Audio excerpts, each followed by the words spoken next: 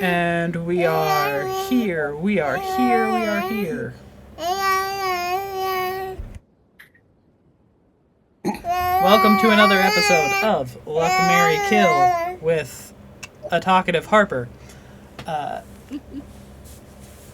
am the host of the channel, Witchy Mitchy.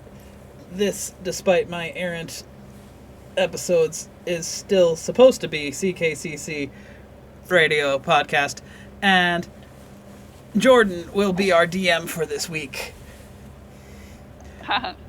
Yay! We left off last week having handed an ass to someone who then made us weapons. And that is where we, I believe, pick up. We have received our weapons, we have leveled up to level 2, and we are on to the next adventure. Jordan, take it away. So, as long as there are no objections, the Drell family allows you to stay at their house long enough to get a long rest. I know some of us were injured and low on HP, so we'll say you spend the day there, and I believe the current task was to do every job on the job. I remember specifically someone saying I rip all the jobs off the job board. Yeah. Oh, yes. So, where do we like to start? I can list them off if you'd like, and you can pick and choose. The Alvin Drell, the dwarf, has finished silvering and plussing 1 your weapons. He thanks you for your time and begins his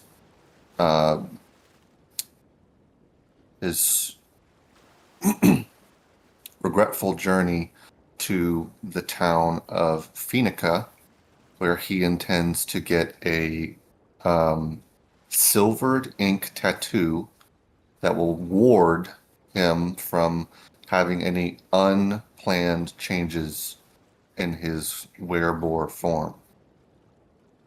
So, with that taken care of, the jobs on the job board are Missing Cat.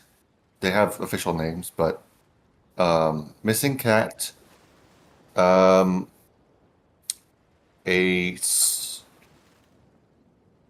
strange melodies echoing from the cliffs, fisherman missing, Mm-hmm. a thunderous bell tower, or sorry, I should say a shocking bell tower, and a haunted violin.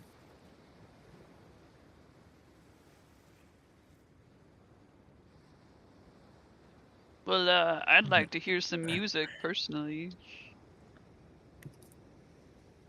That's the strange sounds. Savage Beast. So. What time of day are we at now? Shut. Right, it was just take it. That was the just take it and this money. That's my favorite price.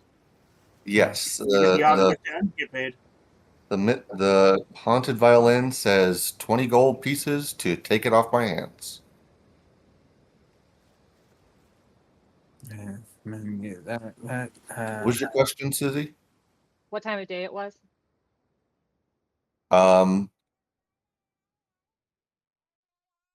If you spent the whole night at Alvin's, a long rest is at least 8 hours, I believe. So that puts you at just about, we'll say, 2 o'clock in the afternoon. Yeah.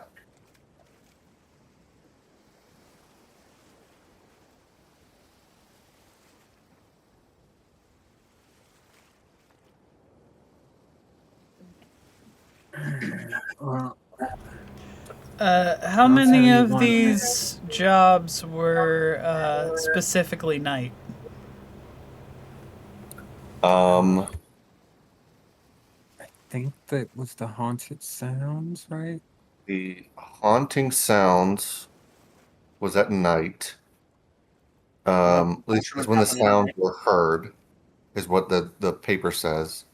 And the thunderous bell has been happening at night.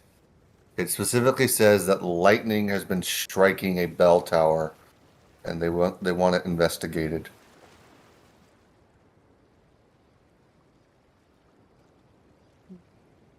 The fishermen went missing at various times of day. Um, one of which being night, but that one doesn't have to happen at night necessarily when it's investigated.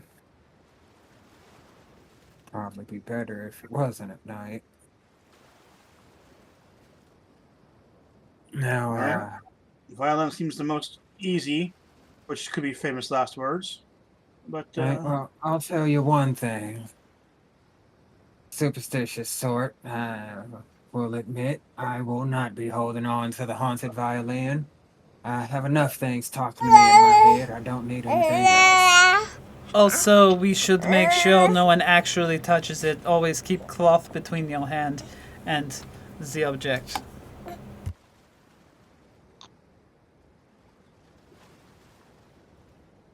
while we're talking about it, and I open up my jacket and I produce these 2 stones. These are sending stones. Who wants? I guess if we're gonna break up at any time, we could do it. But these 2 stones that whoever holds them can talk to each other. I just made them, so I can.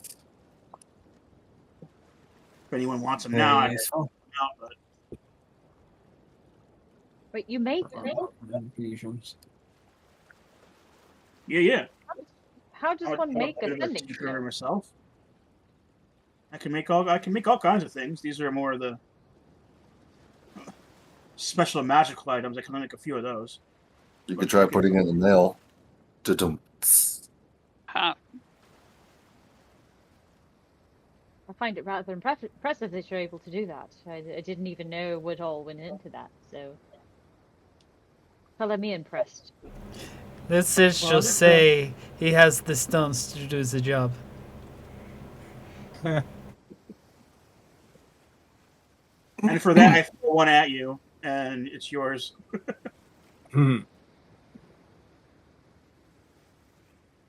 So, So you have one of the sending stones. I'll have the other one, I guess, for now. you pursue. Do we pursue the missing? Sorry. Haunted violin? Which you, Will or Bonnie?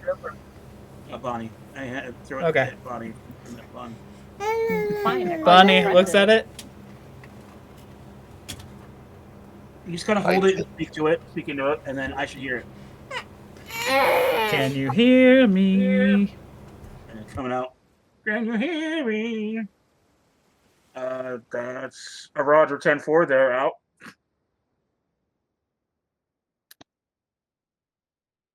So, do we go after the haunted violin first? I think so. I believe so. So you make your way to closer to the Driftwood Market, which is sort of downtown Shermayon. You might say we're making our way downtown. Indeed. Then you start heading east from this town center towards the outer wall of Shermayon.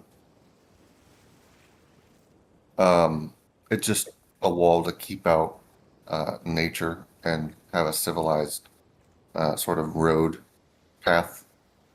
And you find a ramshackle, broken down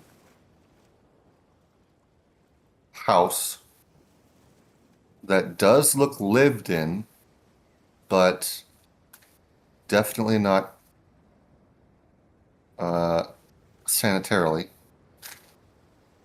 And you see the posting for the job on the door to this house. That's an exact copy of the one you have in your hand, letting you know that this is the building in which the job posting is originating from.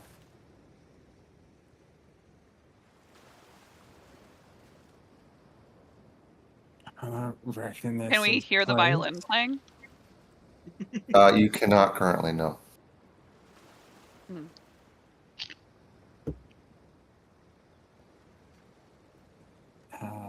Should we knock at the door?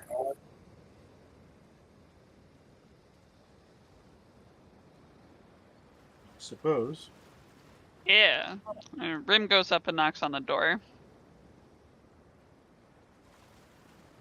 Yoo-hoo, it's the haunted person. Bro, I heard you had some problems. We're here to help. If you're having violin problems, I feel bad for you, son. I got 99 problems, but a superior musical instrument ain't one. Violins is always the answer. Inside, you find a frazzled-looking woman. She is a half elf, and she has black frizzled hair, pointed pale white ears. She has a bit of a redness on her nose from what looks like sneezing. And among that, she's wearing a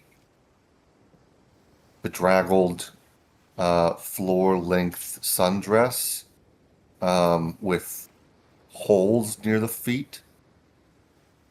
And she regards you with a complete startle, as if you manifested right next to her. And you see her through the broken down walls and windows come to the door and walk up to the door, having made eye contact with you on the way, and says, "Who is it?"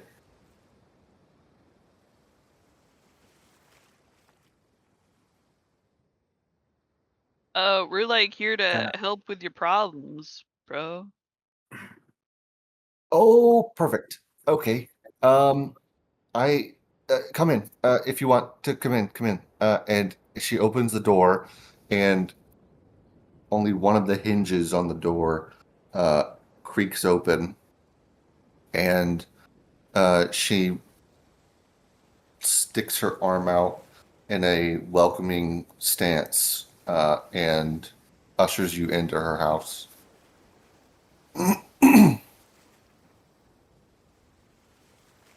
She says, "All right. The violin is over there in the safe.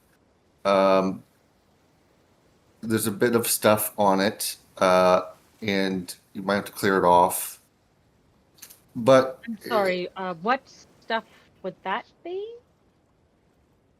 oh, it's like, things to dampen the sound. To it.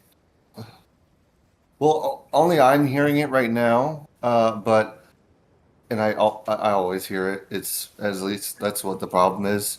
You And hear it right now. yeah, even though it's in the safe with the blankets on it and Do we- the insulation around it, and the casing on it, I still hear it still right now. And the goal is I just want to fix. Can you fix this, please? Something magical is obviously happening, or else I wouldn't be having this problem. Could you please? All right. Well, Have you Just, considered what? that you're like stressed? Just try Maybe you like, just need to not like being depressed. relax. She deadpans you. I'm a little stressed. Yeah. Rim. What's your name? Offer to allow her to lick the frog. Oh yeah, I got this like sweet frog, and he like pulls him out. He's like, it's just like if you just lick him a little bit, like he really likes it, and you like it too. That looks like a magic frog. Is that the solution to the problem? Yeah, he definitely makes you feel like magic. That's for sure. It's worth a try. This frog, call it mean- Sweet Frog. Before you go licking the frog, while you're Persuasion still check. coherent, Persuasion check with can- disadvantage. It's finger licking Get- good, man. can you give me a bit more of a rundown on what exactly has been going on with this with the violin itself? Is hearing it play the only thing that's letting you know it's haunted? Yeah, it's sort of. I've posted multiple job listings, and no one's been able to solve it. But I use a different synonym for what's happening every time, because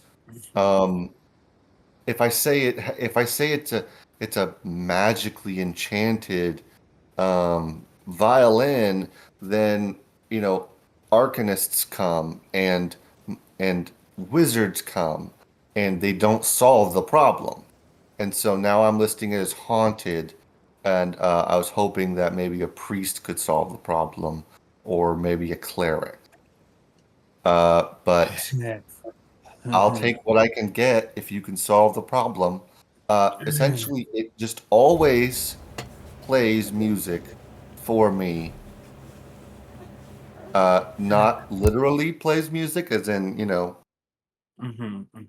but I can hear the music playing from it as if it's playing right now.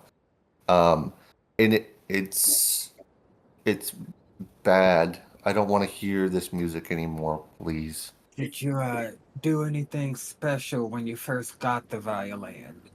Were you playing it? Did you prick your finger and bleed on it? I did. I played it. I Whom you played the had killed, violin. and now that guilt is ranking you and hearing the music nonstop. I played it one time. And the melody that came out was the melody that I'm hearing now, and was not the melody I was playing. And now I just hear it all the time. Ezra's pulling stuff out of his pocket. He's pulled out this like little portable alembic almost, and he's just mixing things together while he's talking, like preparing the ritually cast detect magic. Like, all right. Well, You already started. Okay, I'll hold off on that myself. we'll look into. Oh, were you going to do the same thing? I was about to, yeah. But I see you get started. I think, okay. Will, Yeah. when you changed things around when you leveled up, did you take Identify? Yeah, I was gonna say I could take care of that for you guys. Well, I think 3 of us have that ability now. Well, You all have Identify and Detect Magic? Not me. I've identified. I have comprehend languages, and I can make an ink cloud and a fog cloud. I don't have I- identify prepared. No, well, I can make. I gods can make die. Bone Chill, and that's what I've got. Jordan's like, I can kill main characters. Like, I have identify.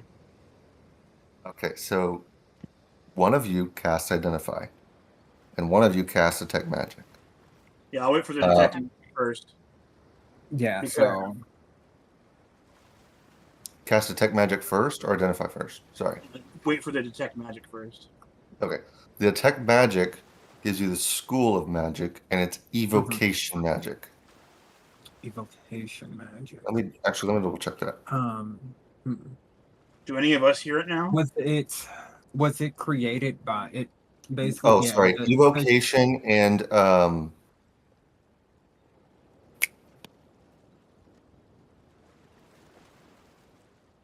If it's haunted, necromantic. divination magic. Interesting.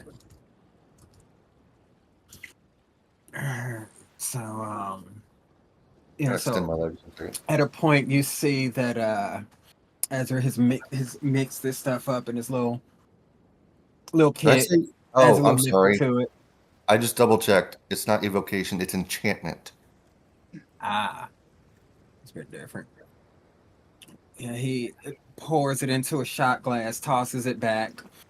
You see his eyes just begin to glow a bit. Oh, it's some good stuff.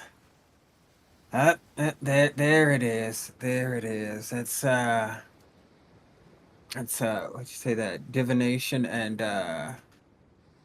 what was the other one? Enchantment. Enchantment? Enchantment. So, And was this created by a spell? Um, The effect, was the effect created by a spell, or is this No, it was a innate not. magic item? It was not. It was not created by a spell. No, there's a spell embedded in the item, but it was not created by a spell. Okay. All right. Let's see. Enchantment, a little divination in there. All right. So here's the question. Get the enchantment bit. It's the divination bit that's tickling me. All right. Shit, I didn't prepare the identification regents. I got that one. Who wants to All take a shot at figuring out? Great. I'll put on my goggles. And I cast identify. So, what happens is you get a glimpse of a astral plane pocket, and you see a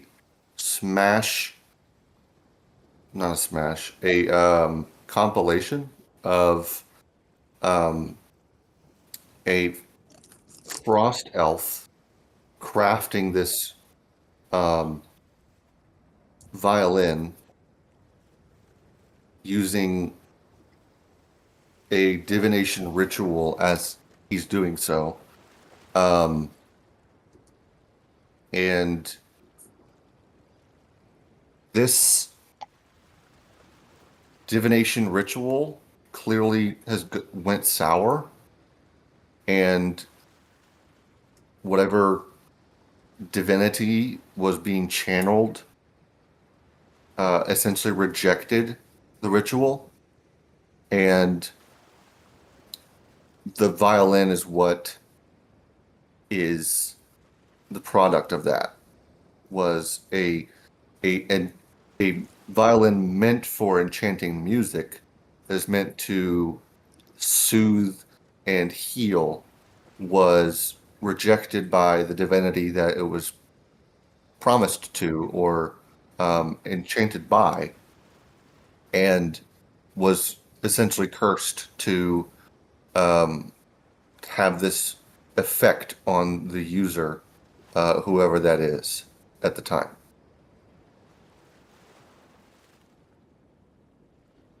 You get the sense that, sorry, I didn't identify the actual item. I have a name for it. Let me pull it up. Sorry. I'm gonna tell him the whole story you just said. Some astral elf was making it when the time came to connect with the divinity that it was supposed to be inspired by. It was rejected and is thus cursed. It is called Nocturne. The violin is. And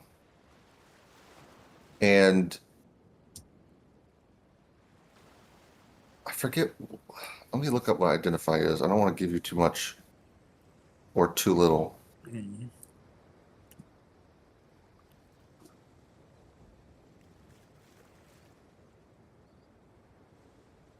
Oh, that sounds fairly unfortunate. Oh, you learn its properties and how to use them. Okay. One, if you destroy it, you stop the effect. All it would take is radiant damage. If you can channel it with a successful Arcana roll, you can use Dissonant Whispers once a day at first level. But it is cursed, and you do hear the music. You hear the music as you're playing it. But if you could channel the, if you can channel the 15 I just told you the DC. Oops. Arcana roll. You can essentially not have to be under the effect entirely. You would just have the spell Dissonant Whispers and sort of be able to project that effect onto others. All right, so another thing, how it happened, how it works. If anyone, does anyone have do any special damage? I'm not the most magic or not the most musically apt person, but I know a thing or two about magic, or at least how it works in the body. Yeah, Rim has like a +0 to performance, so. Yeah, +0 to performance, but +5 for Arcana. Yeah. Ezra studied a lot. +3 to performance, and what was the other thing? Arcana. Arcana. 0. Although I don't think performance quite matters as much as how it would sound to play. It's more of the Arcana to not go crazy by the constant music. Yeah, I think it's Arcana and mostly Arcana. Performance is +2 and 0 Arcana. So, Ezra, that's all you if you want it. Yeah, go on, Easy. You got this.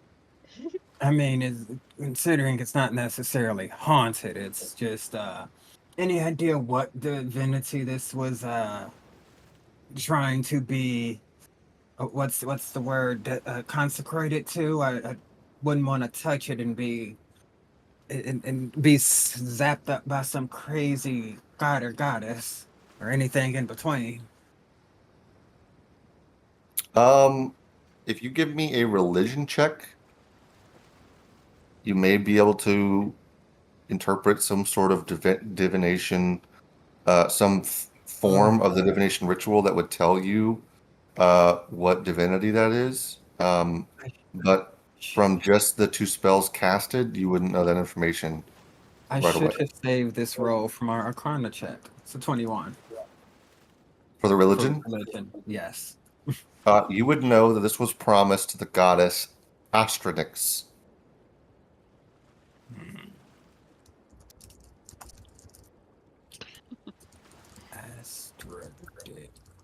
Astranix.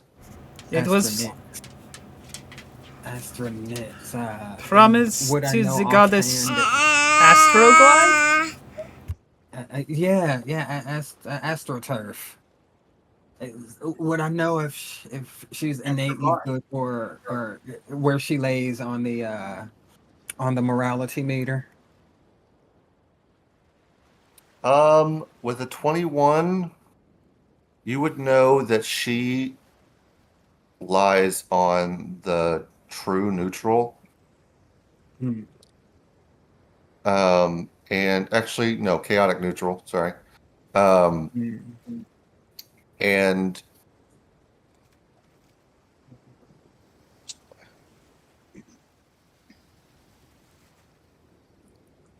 You know she's the goddess of the night and stars.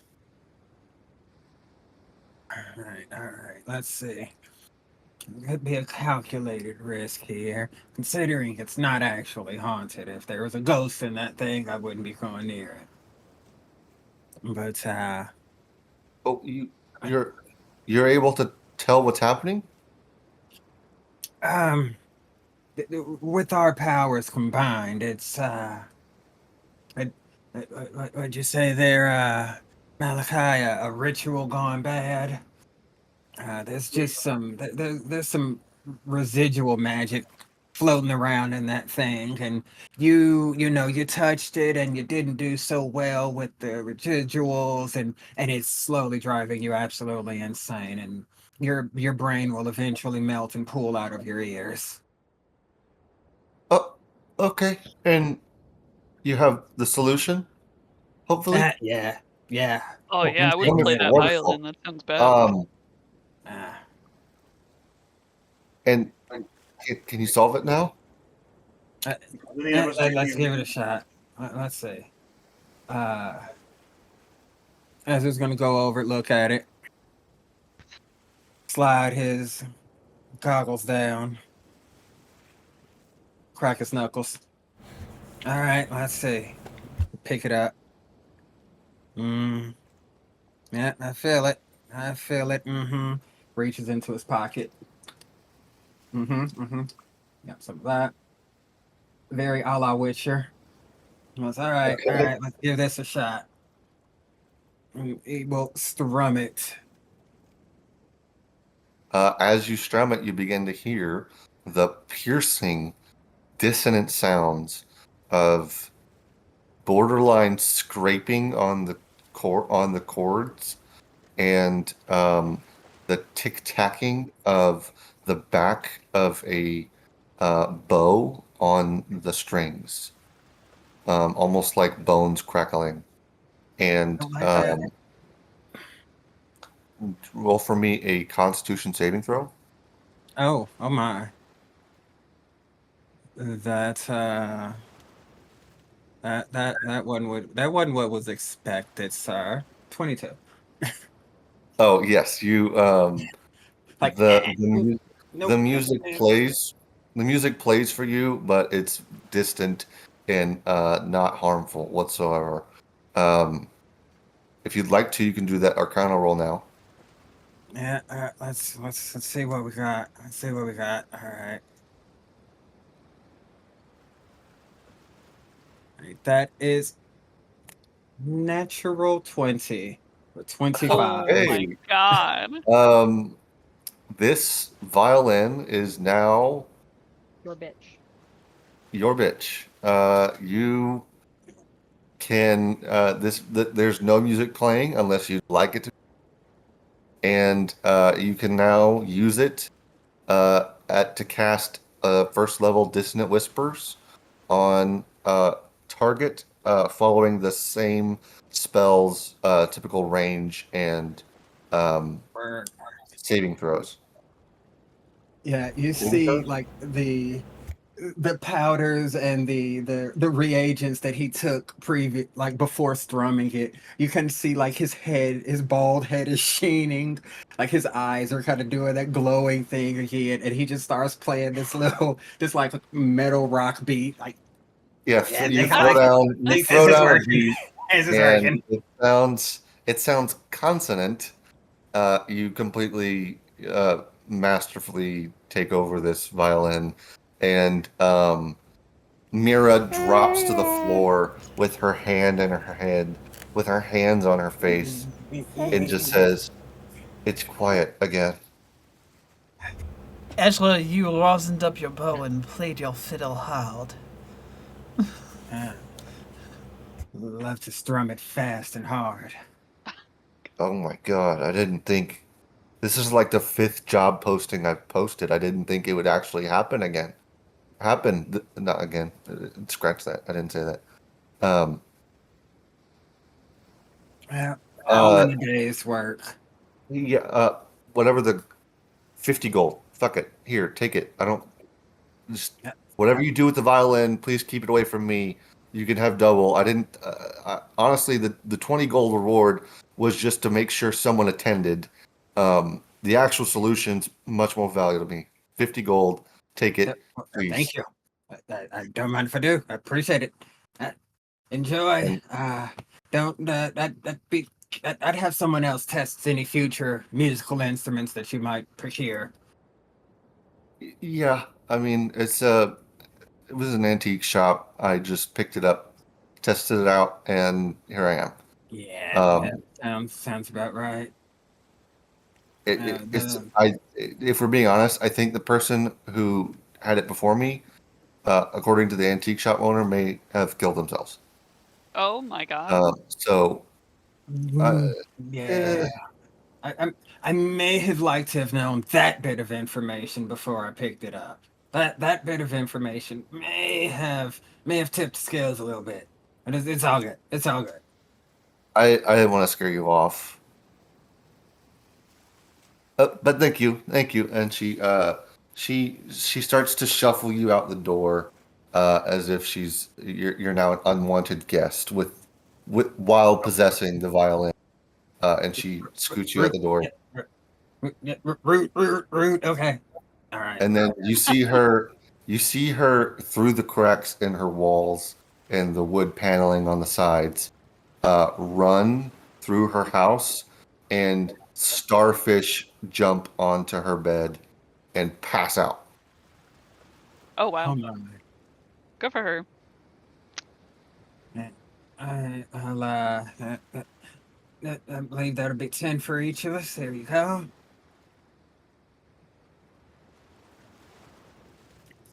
Yeah, that was quick, fast, and easy. So So unusual for us to What's get done next? so quickly with one of these quests. I know that was let's hope the rest of today goes just as smooth. Bonnie's going through the paperwork and pulls up the lost cat one and says, "Does anyone want to chase down some loose pussy?"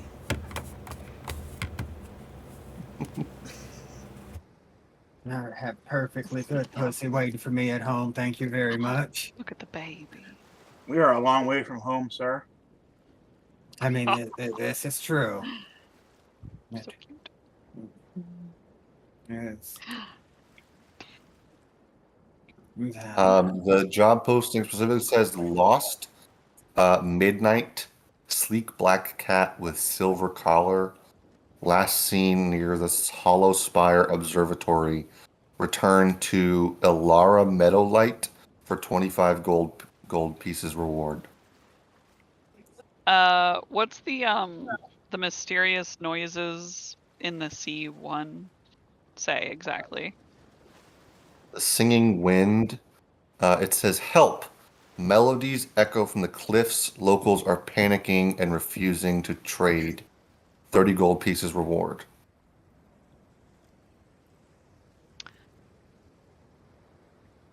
Well, like, we're already on a musical parade, so, like, why don't we do that singing wind? Is that one of the night ones? It is not. It is not. I thought it was. So did I. That's why I was like, I let's think do the we- cat one. I think we associated the void finch with it, which sings at night, but it wasn't the void finch. Oh, yeah. that makes sense. Most go away. What? Go eat your food. Sorry. Dungeon Daddy, does the Nocturne have a stat sheet anywhere? Not yet, but it will soon. I have some information on it. I just don't have the fancy schmancy D&D themed stat block. It's all good. All good. Roll something good. But if you pull up the Dissonant Whispers spell, it's essentially the equivalent of having that spell once. Only. Yeah. once a day. Recharge it. Is it a recharge at dawn type of ordeal? Yes.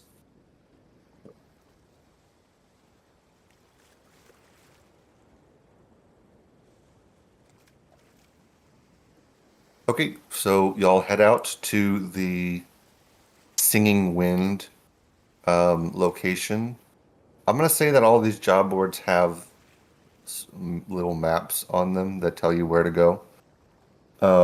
Because otherwise, how would you know to just go to a random spot? Makes sense. And you see a smaller but still populated shopping area with it's right up on a cliffside. And you see a portion of it is essentially barren. Like as you get closer to the cliffside, there's less and less people. And they seem to be avoiding the cliffside and not simply for reasons of falling off or whatever, what have you. One of the shopkeepers sees you with the job posting in your hand, looking around, and approaches you and says, "You'll be looking for the job for the Singing Wind job, if you will. Is that right?" Yeah. Like, what kind of wind is it? And what kind of songs does it sing? So there's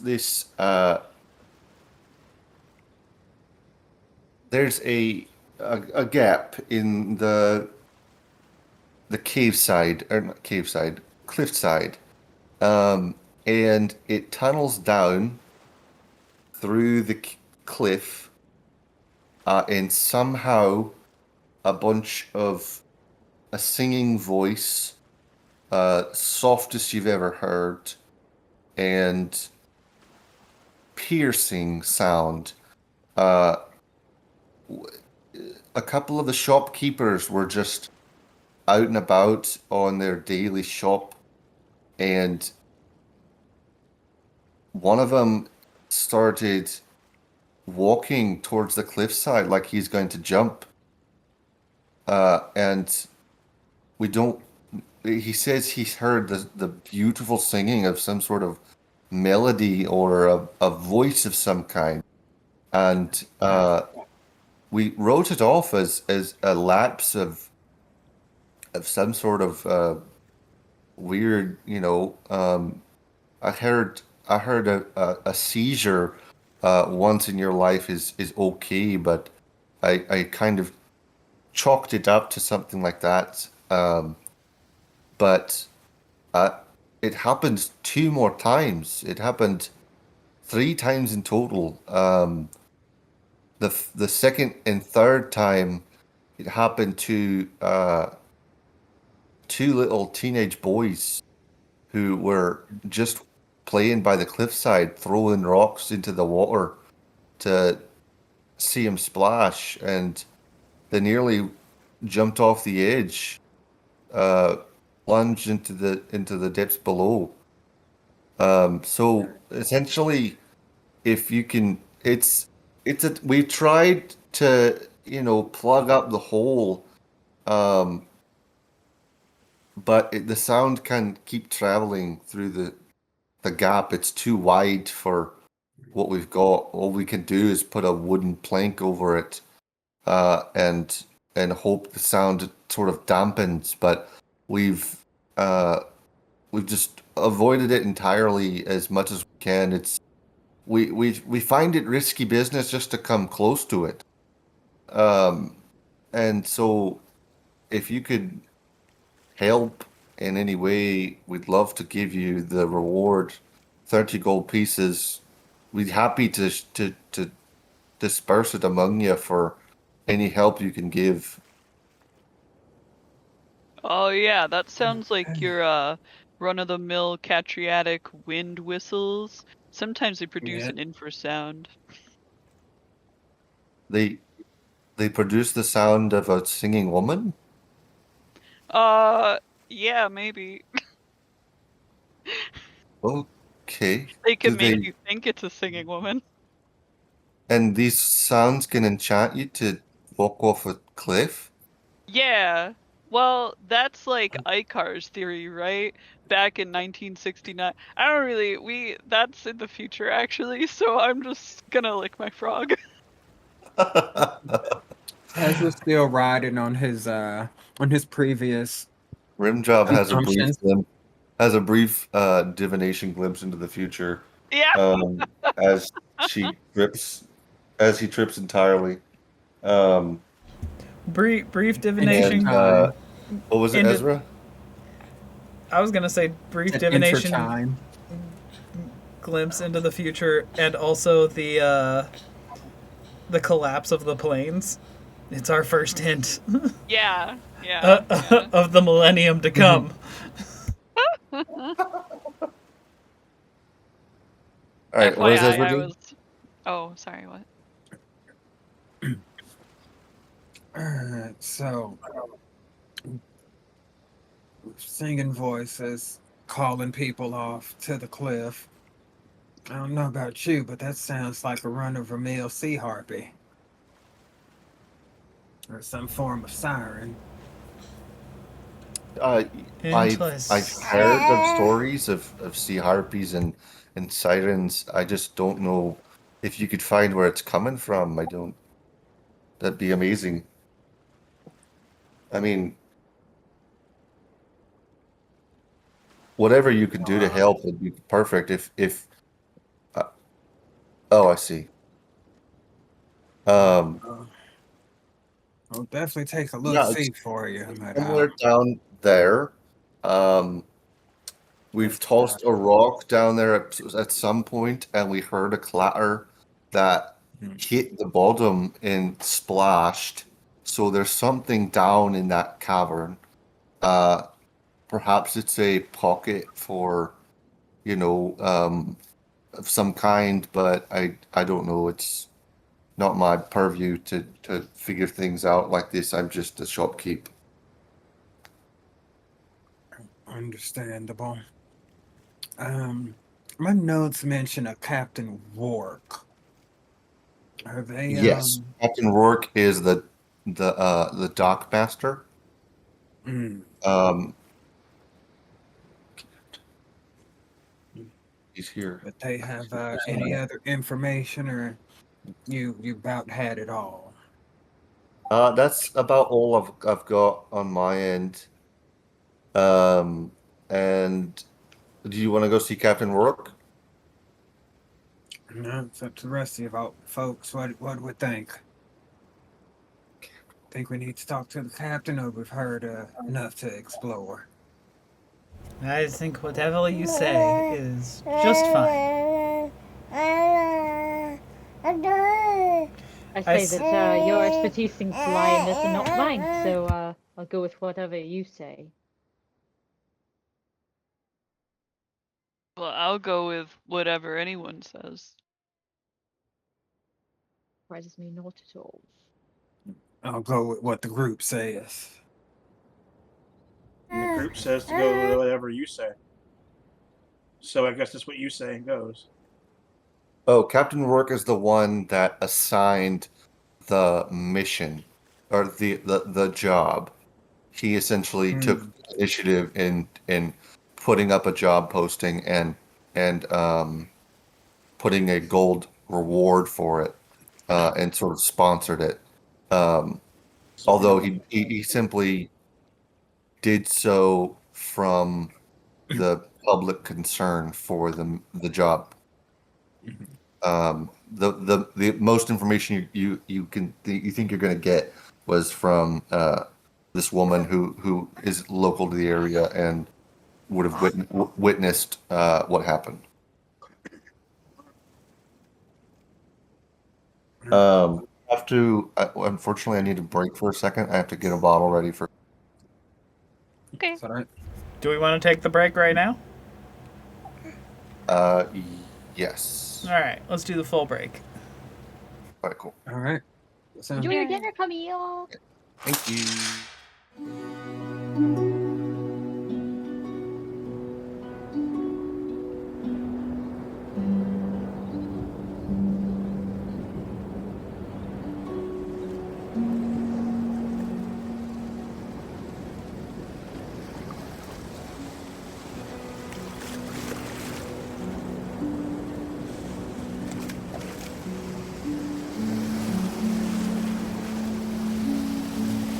My earliest memories are of the sea. The sea's beauty is in its height of symbolic dichotomy. The warm embrace, its cold abandon, its beauty in the shallows, the horrors of the deep. Water gives life, the wrong water or too much brings death. Such is life in the seas, and so on the seas. I have no memories of my family. I was raised on the seas, moving as a stowaway, ship to ship. Roughly half the time I'd get caught, but I was young, and they wouldn't kill me. Instead, I would just work off the debt.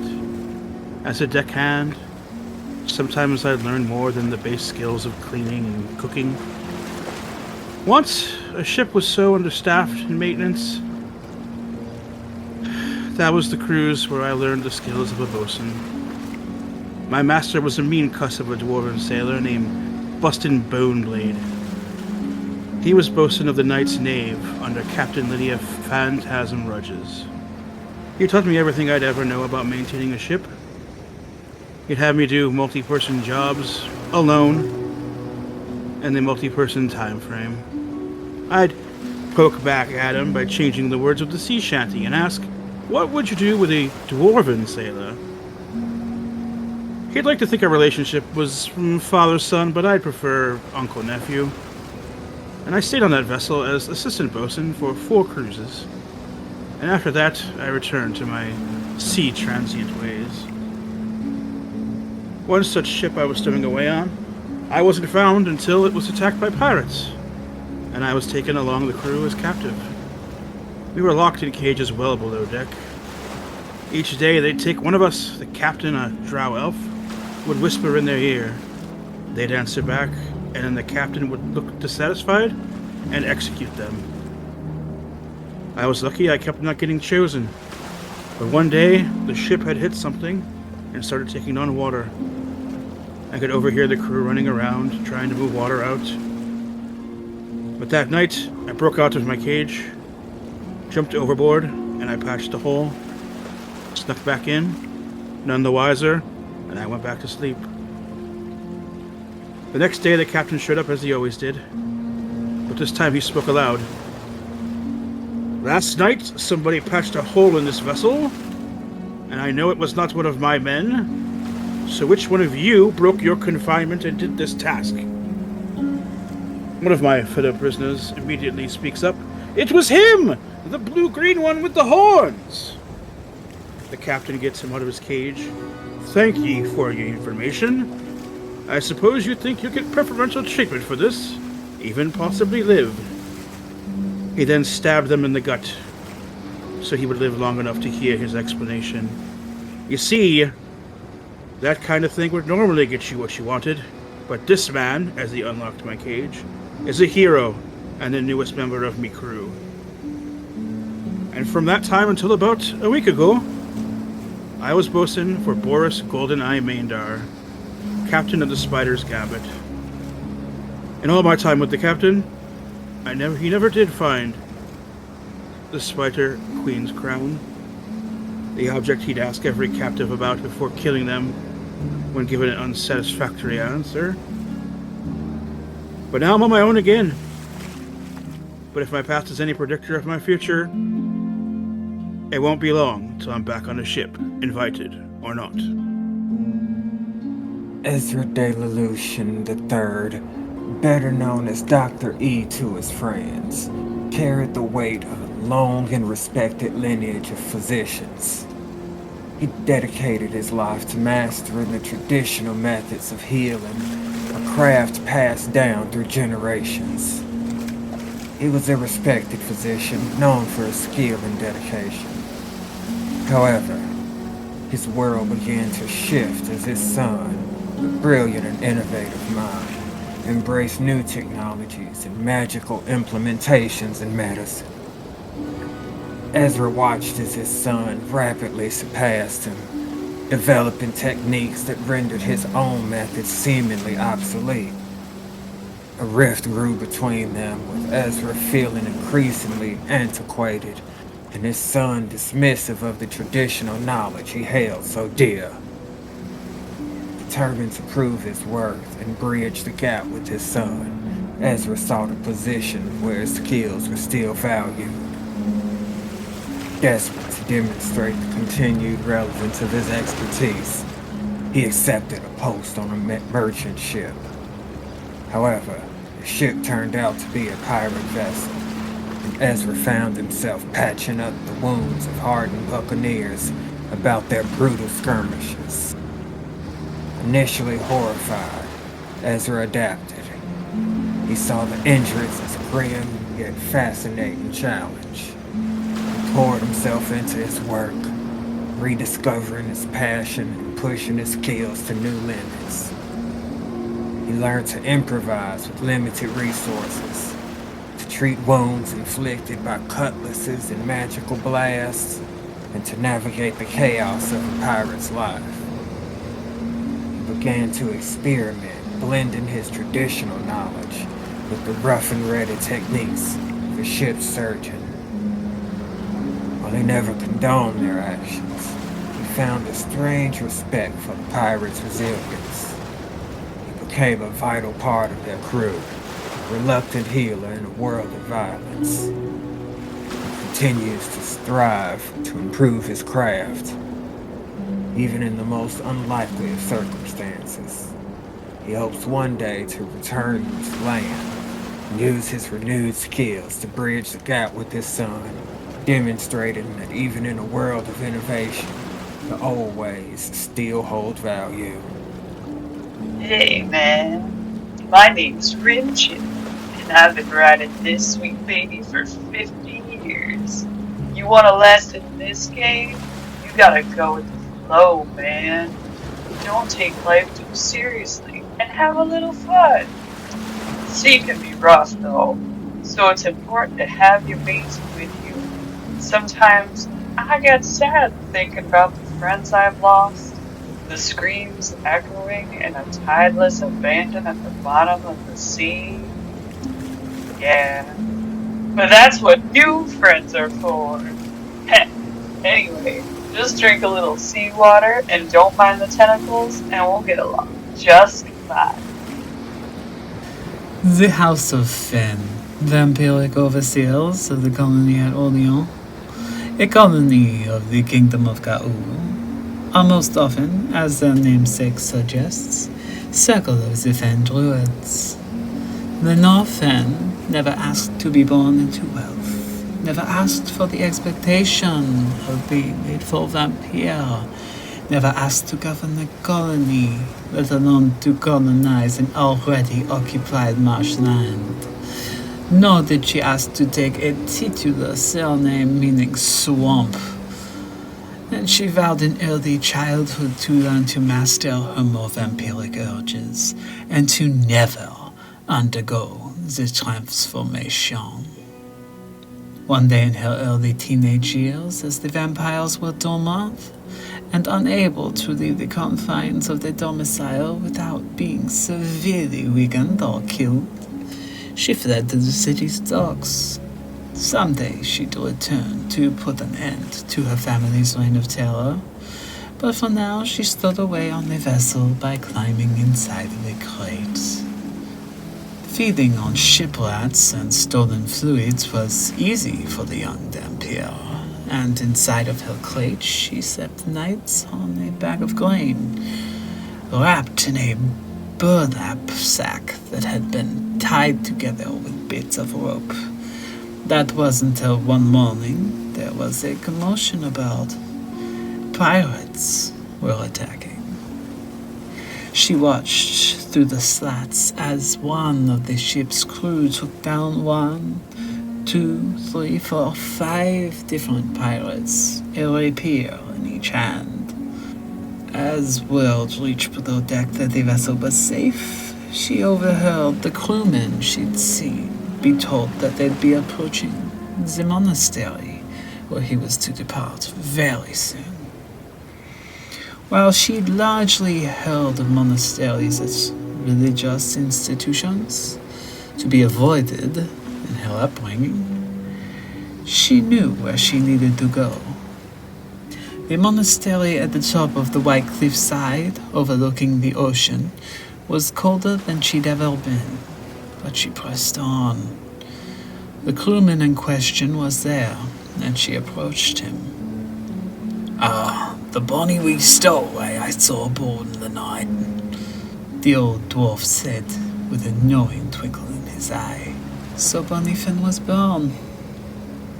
Years later, her tutelage complete, save for field work and practical experience, she set out to complete the other half of her vow, to terrorize her family and topple the systems of power that put them in charge of an entire colony. And what better way to dismantle systems than to create the type of terror and discord that only piracy could achieve? Grief. That was the first thing Will could recall. Immense grief. Of losing her mother, of ending up in an orphanage, of being adopted for the sole purpose of being a servant. She grew up in the stables. The horses gave her a sense of purpose, a sense of belonging, a sense of work ethic, a sense of hope. The horses brought Will to her. The stable boys scrapped, and that means Will did too. That is, until the missus caught her decking a front tooth off the footman. She was sure she was going to be sent back to the orphanage, but a promotion? With a new uniform and a new bounce in his step, Will became a god. That is, until she wasn't. Now she has her own rules, her own goals, desires, vengeance. But that's beside the point. Care for a pint?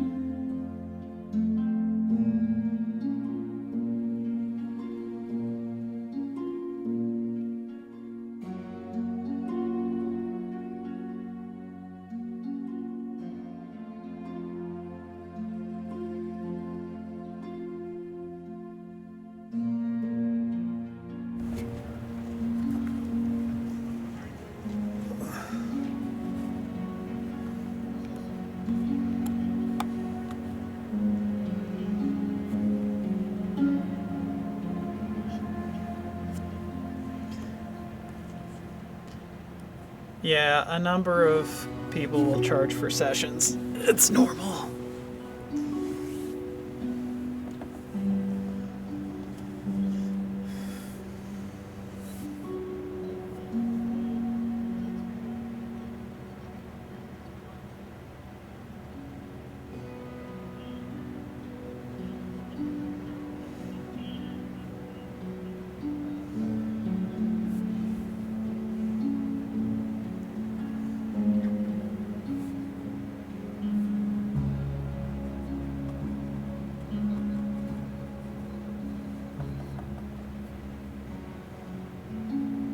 Hey, Dr. Brown Spot.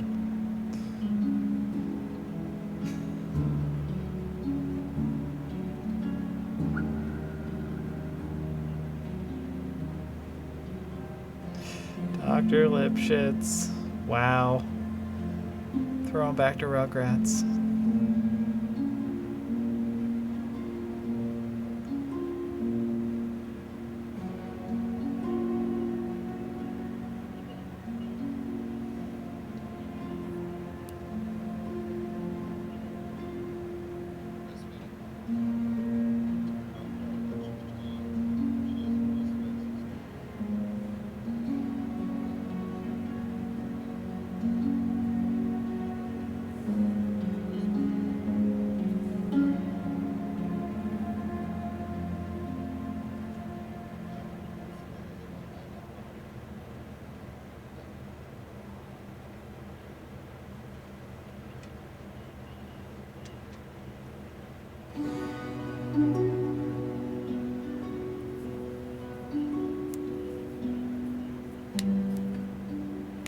Yeah, the little pre-made bottles.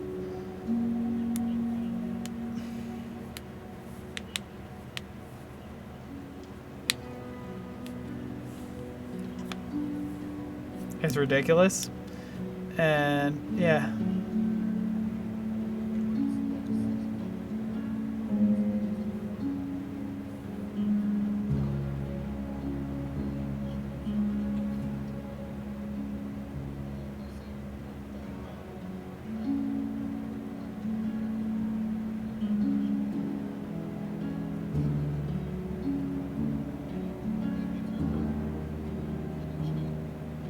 Yeah, we don't have to burp Harper anymore. She'll just belch on her own.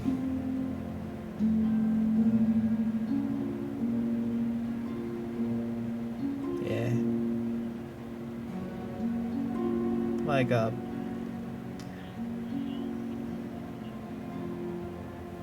Yeah. We don't really have a choice anymore.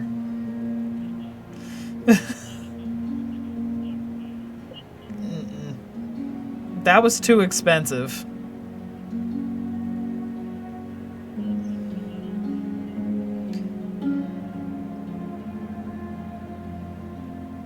Yeah, that would just lose it because after like an hour of no power, nothing's any good anymore.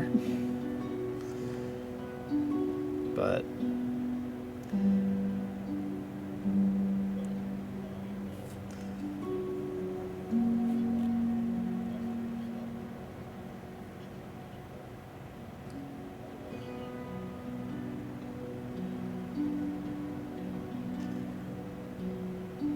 yeah.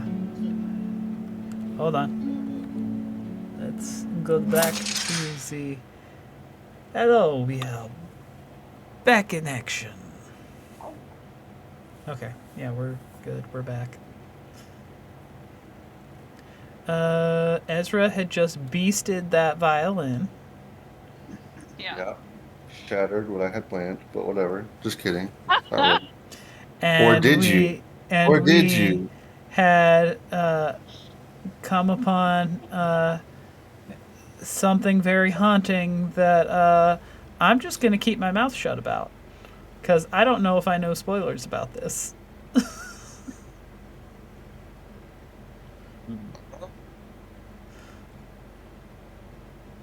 Yeah, I had no idea I was a violin prodigy. I guess it was hidden down in the shell somewhere. Maybe What else do you'll you have have in there? to send off to do distance education to one of the Bald colleges. Yeah. Way too fiddly with all that stuff. Alright, so Okay. So, now you can see from here. Obviously, this is a cliffside, so that means there's a beach down below eventually. And you can see from the cliffside a ways down the way. If you were to just walk down the cliffside, avoiding that boarded up sort of tunnel or cavern, you would see that there's beach down there, and a separation between two of the sort of pillars or walls of um, the cliffside. A crevasse. Yes.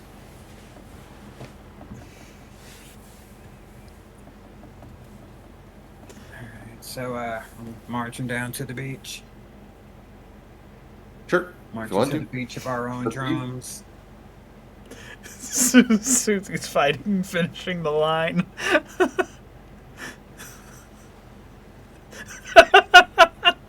You can't set up Tenacious D and then not finish it, okay? Yeah, the crevasse. Fill it. Fill it with the almighty deuce.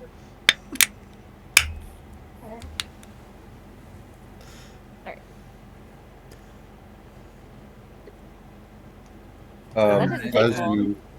As you walk along the cliffside, finding your slow descent towards the lower altitude, you begin to retrace your steps, this time along the beach shore. And as you come across the cavern, you see many, many jagged, spiked rocks, stalagmites coming up from the entrance. You would surmise that this is definitely difficult terrain, and would require some maneuvering to get in this cave that you've found.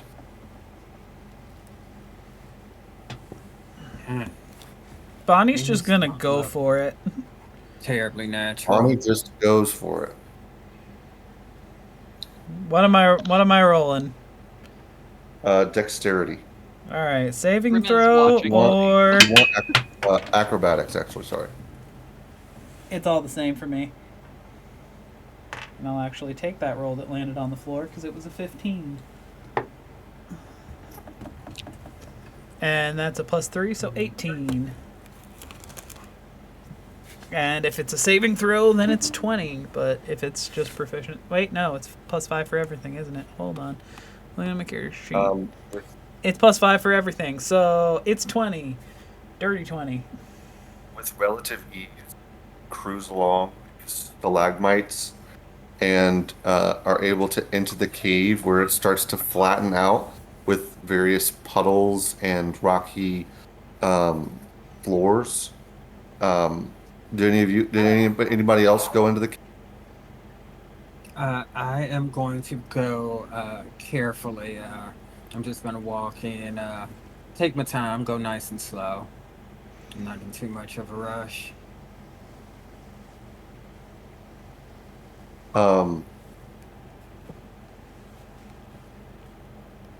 Sorry, 1 second.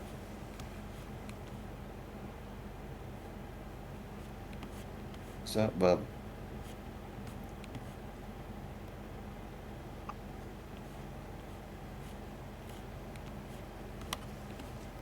I might have to entertain her someone. Sorry. How Is how she dare not- you be a good father? Is she not entertained? Is she She's not entertained. Usually she's asleep by now, but she's deciding that that's not going to happen tonight. That's all right.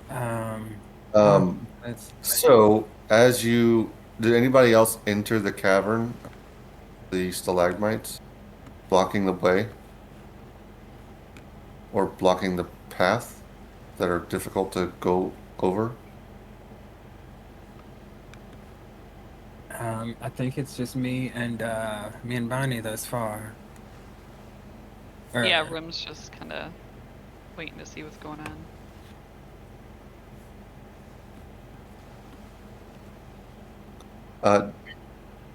Did you already roll? do you what on acrobatics? Yes, acrobatics. Yeah, I figured luck had to run out eventually. 13. You do have inspiration if you want to use it. Um, I don't know. What do I just get poked a bit? Yeah, I mean, nah. It's up to you. Nah, I think I'll save it for something a little more life-threatening. But Uh, yeah, as was trying to go through at like half speed, trying to be careful. He's not rushing. oh, okay. Then go ahead and roll with advantage. Okay. Yeah, I used all my luck on the violin. That was even worse. I'm gonna stick to the 13. You managed to go along the tops of the stalagmites, um, Ow, ow. somewhat graciously, but you take 2 piercing damage as you cross over them, and one of them just happens to graze your. Oop, ow, my damn hand. Damn it. She is going to sleep. Uh, Um, if that's all, then you both go in this. Do you decide to go in the cave stealthily, or do you want to just walk in? um, I'm not the stealthiest person. Bonnie's I feel gonna like Bonnie is. be a little bit more stealthy about it. Yeah. And I'm going to follow Bonnie's lead and hang back. If they're getting really Okay. deep in there, I want to be able to see them. So Roll. You want to be able to see them? You want to just wait by the? Do you want to just like try and get as much as you can over the stalagmites, and then just wait by the entrance? yeah, I just want to keep them in eyesight. Okay, just roll a. The DC will be lower for you, so roll a acrobatics. Okay. Go back. Okay. Well, that's not good. A 2 on the die means 5. Oof. You are not able to clear the stalagmites quite, and you end up having to stay where you are in order to not take more severe piercing damage. Um, as Ezra hangs back and Bonnie attempts to stealthily enter the cavern, go ahead and roll a stealth check for.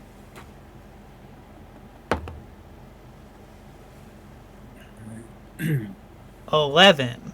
All right, I'm using one of my inspirations. Oh yeah. That was No, awful. I'm actually gonna use one too.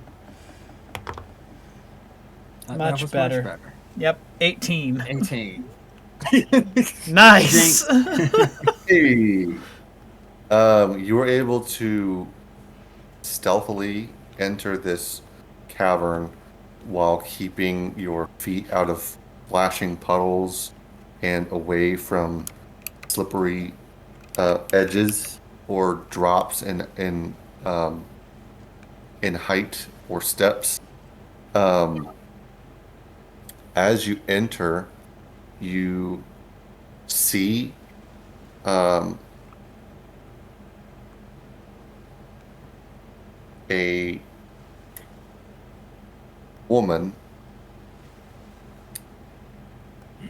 crouched by a glistening pool of water that is shining through several holes in the roof of the cavern that clearly lead to the surface and shine in light.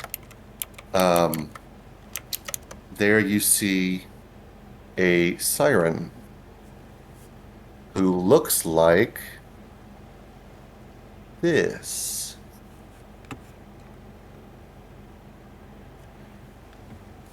One second. Is she hot? Is she hot? Yeah. That's up for you to decide.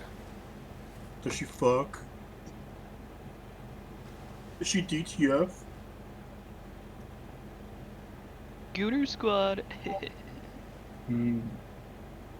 Oh, she's cool.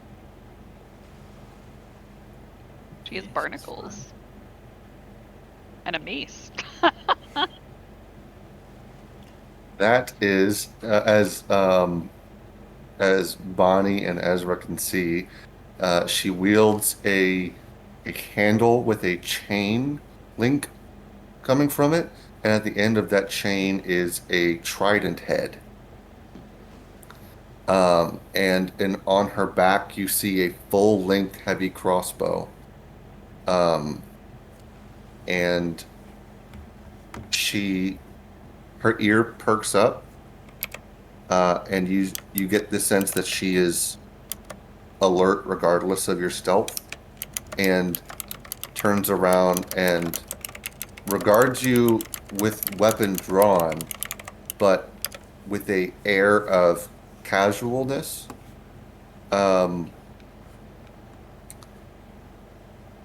She clearly doesn't expect visitors, and although she has one, she's you see she's actually roll me insight. I'm giving you too much information for free.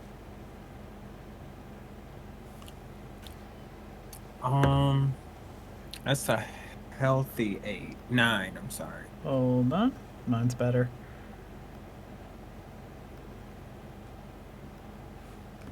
I was too Insight busy patching up his hand. 13.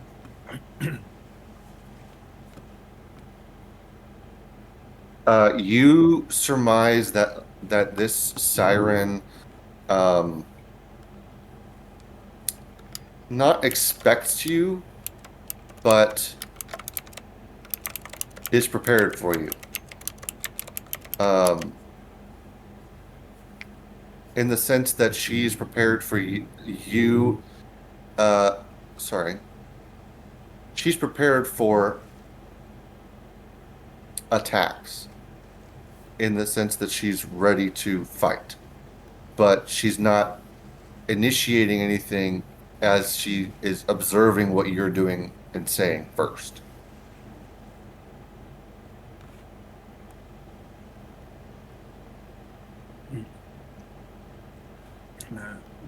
Glance over at Bonnie. I think we found our siren. I believe so. Who are you? What are you doing here? Why are you affecting those above? That was a good start of questions. I'm called Alluvia. I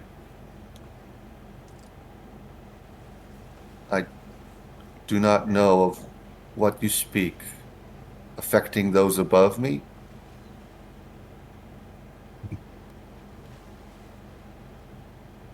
Well,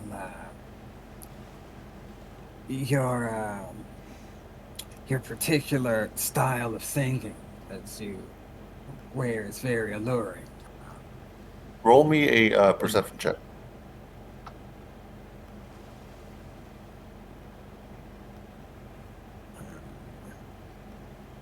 Ooh, okay, nat 20. Nat 20 for flat 20. Hell yeah. Oh, okay. And yeah, mine's 18. You see, I'll even tell you your names. You see Tornik Ironjaw, Solera Brightfin Finloris, and Erwin Wheelswell, 3 of the dead fishermen from the Fisherman Quest, who are scattered in the corner with their items strewn about in a pile to the left of their bodies. And you see essentially a camp in this cavern. There's discarded fish. There's discarded food goods from up above, and you see that she has some tattoos on her arm that have scars on them, as if I'm not sure if actually you did get a nat 20.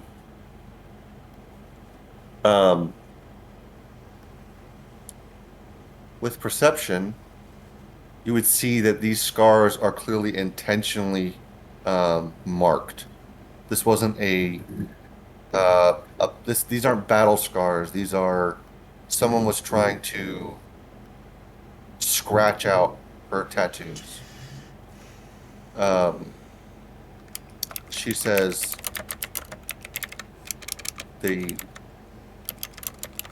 these men, are you here for these fishermen? Yeah, they're certainly top on the list. It's of course next on the list is figuring is getting to the bottom of what's lured and led them here, which I'm going to have to healthily assume is you're doing. These fishers, they come at me with weapons drawn. They seek my head. I am told that some sum of currency is offered for my subduing. If you seek the same fate, then approach. Otherwise, you may leave. See, here's the thing. We don't necessarily have to have your head. We really just need the cliff diving to stop and all of that type of carrying on. Yeah, I mean, I'm sure there's some lovely islands out in the sea, further out where, people don't walk off to their dooms and, places where children play and shit like that. We don't necessarily need your head, just maybe a bit of relocation. Just something like that. I have sung but 3 times. Say you that I affect others than these fishermen? If you are affecting these fishermen, they are here. They did not come for your head, they came for your song. The entire reason they came down here in the first place is your singing. It has nothing to do with blatantly wanting to hunt you. I did not sing until they came at me with their weapons. I sing to make them leave. And when they refuse to leave after I sing, I kill them. Have you not been singing intermittently ever since? Once a blue moon, and taking a morning bath, singing in the water. No, I have not sung but the 3 times these fishermen come for me.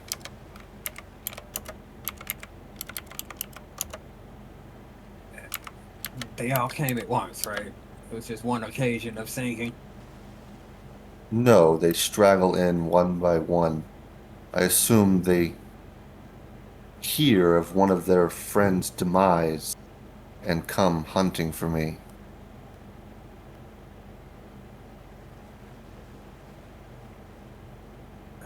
So I'm trying to recollect now. From what we've heard, was this singing Is this story lining up? Is basically what I'm trying to Um, recall.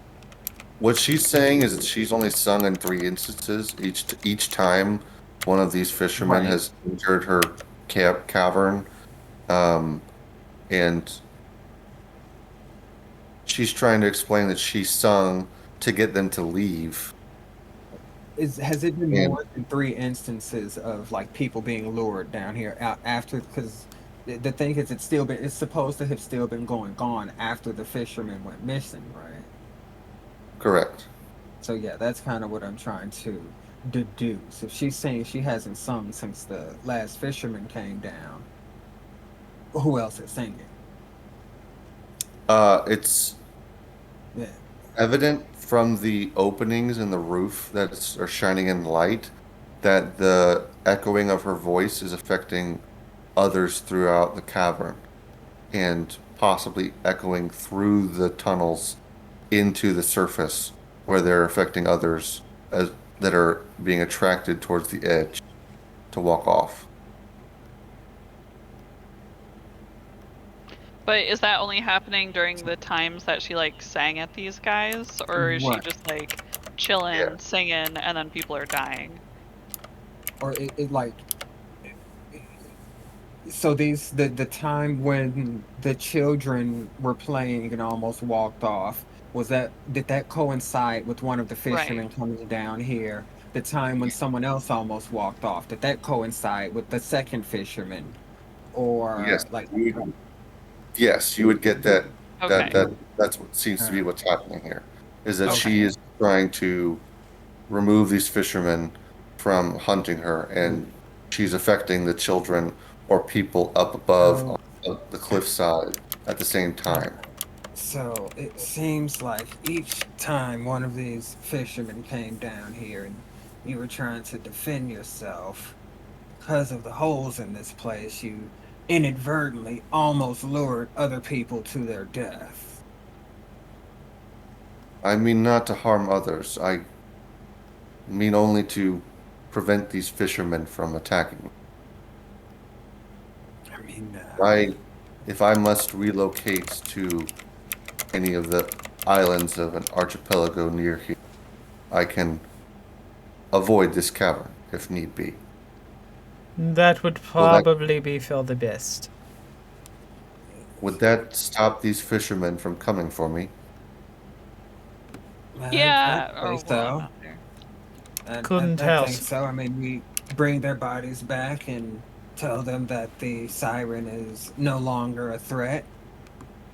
Wouldn't have any more reason to come down here.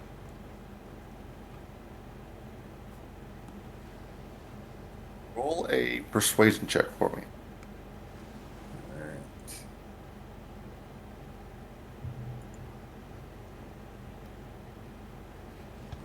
Alright. That would be a yeah. I used up all my luck. Do I need to? Should I use my other inspiration?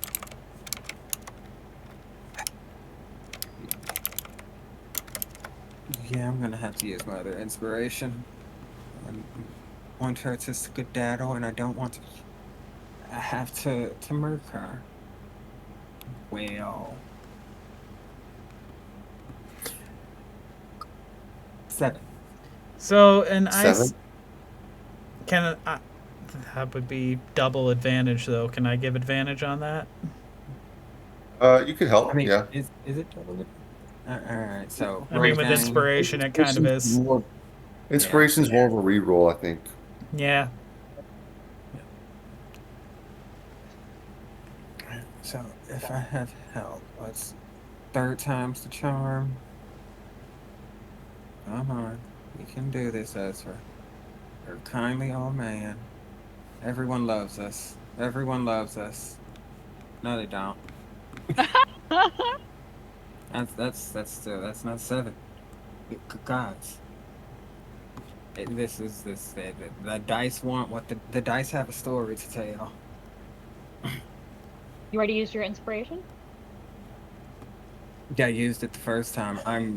Oh. I'm refreshing. I think I might put those dice in dice jail. I'm changing dice. They are now officially weighted to result in a 7. Yeah, I've used all the luck out of them. She says, "Why don't you tell them the bounty has been cleared?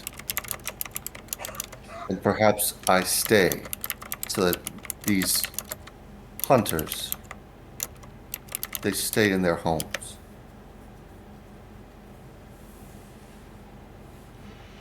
These waters, I hunt in them regularly. I have made my just home here. To be fair, I can honestly say I could care less whether you stay or leave. I was just trying to help. We're gonna take them out of here. As long as you don't go, as long as we get people to stop coming down here and you stop all that singing echoing up through the holes, no one else will come after you. We're all fine and dandy. Capiche? This is acceptable. You may take their bodies. I have no use for them.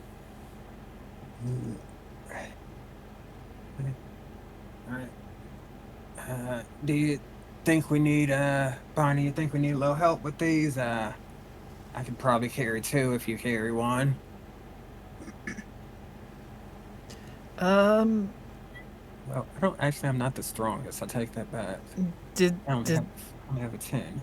Did they ask Phil the bodies back? They are missing. Yeah.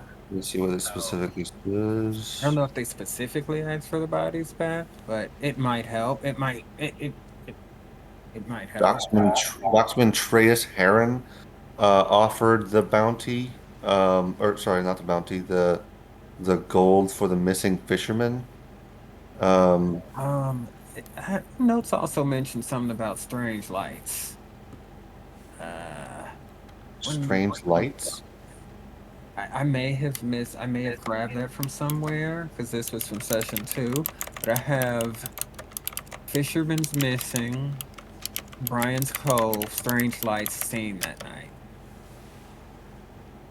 I don't know what the hell the lights were. Maybe I misheard something.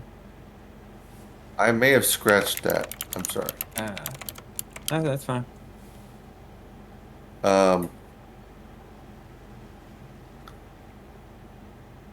She begins to sit by her pool again and observe you as you collect the bodies and their belongings, respectively. And she says, as you leave, "I did not want to kill them." I'm sure. Self-defense and all that. Yeah. And she lets you leave. Do yourself a favor and cover your tracks. Make it look as though pirates did this or something. Just anything but you. I will take this into account.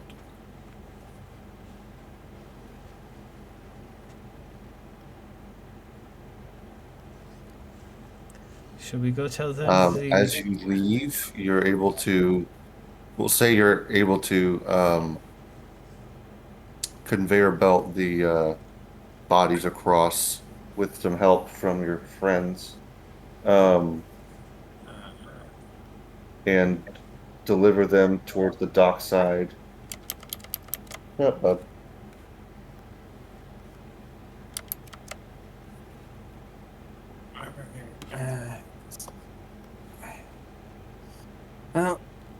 we were right. The siren. Apparently, this was all quote unquote accidental. She did this in self-defense.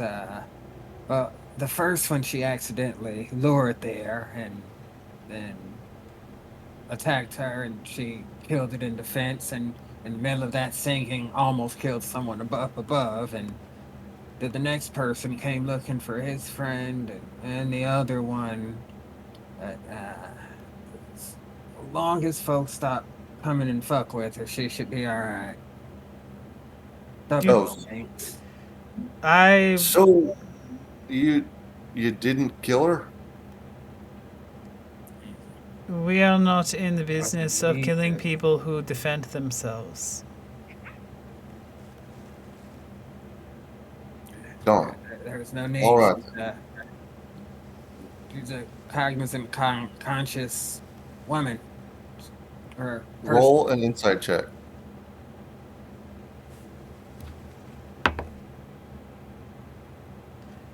Uh, 19 for a.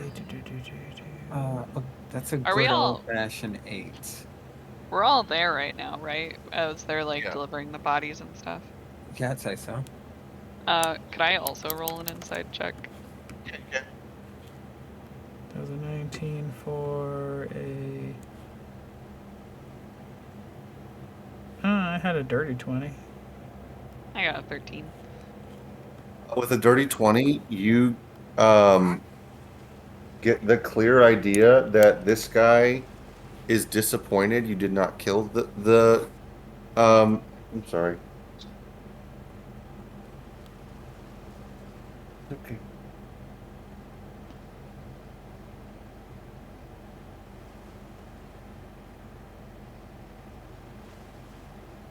Maybe.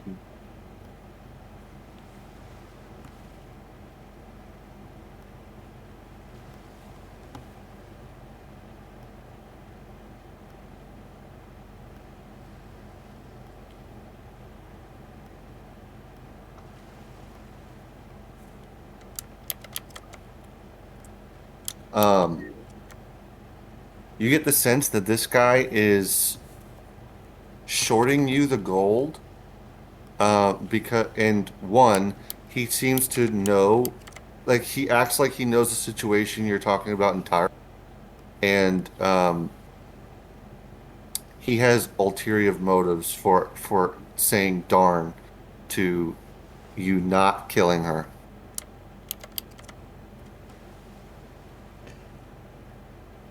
Is there some sort of problem here? And also, you are.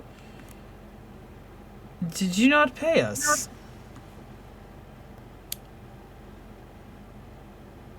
Oh, Are we going to have a Right. problem here? No. I suppose a diplomatic solution is still a solution. Sure enough, he is. 30 gold, as I promised. And he gives you Yeah, no. 10. He gives you 10 more gold. I don't believe 30 was what was on the sheet. Right, yeah. Barnett, you still have that there paper, don't you? Believe it I- said 50. I do, 50 and it gold. does. I'm pretty darn good at math. Not good at. That's Right. believe you're My bad. leaving it short. Here's 50, and he hands you 20 more gold. That's better. That's better. Do you have some sort of problem here? What is... Why the game? He eyes you suspiciously, like he thinks you know something. And he says, no game, just wanted the problem solved, of course. And he rolls a horrible deception.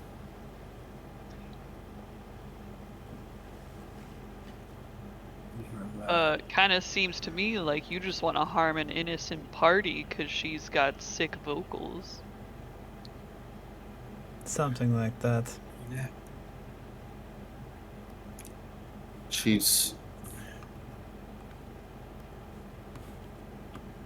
It's none of your concern. Oh, it is very Well, I much our mean, concern. We took employment from you, and we completed a job, and you first attempt to short us, and then you lie about the reasoning. You are going to tell us what it is we want to know, or we will have a problem. Roll a intimidation check with advantage because you're outnumbering him 5-1. That is do. Intimidation. I have proficiency in that, so that is a 22. Oh wait, Uh, hold on. With advantage, still a 22. he caves and he says, "There's a bounty on her head. I was gonna have you clear her out, and I was gonna go grab the body." There's. You could have led with that. Why? Why is there a bounty on her head? She killed some hunter and then some fishermen. I've been logging all the people that go in there, so I've just been stacking up her bounty number this whole time. So you were feeding people to death. knowingly watching them go after this creature and seeing no one return. I was putting bounties on her head. I was But the job posting wasn't a bounty. It was to find missing fishermen who were never missing because you knew exactly where they were, where they had been sent. You see an air of dread come across his face as he realizes he's been got. And he says, "Listen, I just wanted the bounty, man." Oh, so it was all just business. Yeah, you get it. You look like pirates, I guess. That's a world voice. So You see, Ezra takes a good side step to allow easier access for the more stabby people. whoa, hold on. A bounty's a bounty. I'm just coming here to. I'm just here to collect. Listen. I admit it was assholey to have you go kill her and then bounty. But I rather dislike being lied to and cheated. listen, she's a Asshole. trained fighter from a coven. How am I gonna take her out? I'm a fisherman. Asshole to send us in down. That is an understatement of monumental proportions. No, what you did was potentially get us all killed just like everyone else you got killed. How would you like if we were to go to town and tell the families of the people that you so willingly sent in there that they are gone because you're a dick? Yeah. I don't think they like that very much. How would you like it if we were to, say, negotiate a bounty for you with them? Wouldn't like that at all. How much money Here, do you have left on your person? I was. I have. And he empties his pockets, and he pulls out 10 more gold pieces and 5 silver, and he says, "I've got this. This was for passage to here, like here," and he hands it over to you.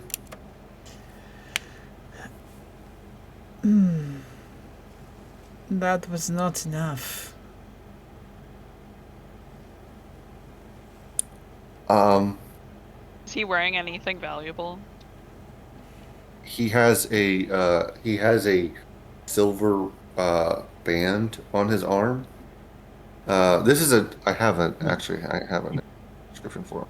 This is a gnome man. Um, Oh, so we're all just towering over this Yeah, poor we're just man. circling him. yes, Like, you've been towering over him for quite a bro, while. what a bold fucking move for him, though, by the way. Right? Yeah, like, what? You've seen us, right? Like, why would you try and...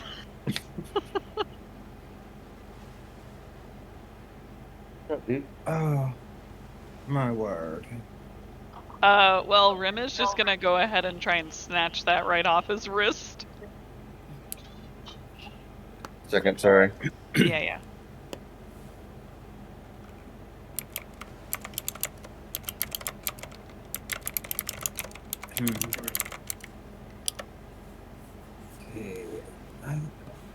Okay. How much longer do you think we'll be in town? A few more days or so? Hours? No, he said he was going to book passage. I wonder. I wonder if we might not take that passage. I love how she completely freaks out and then knocks back asleep. Maybe she had a bad dream. Aww.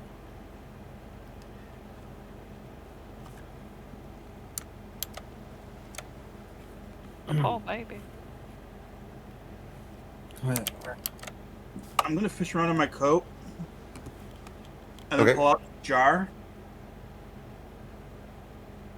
The jar? Yeah, I have a jar.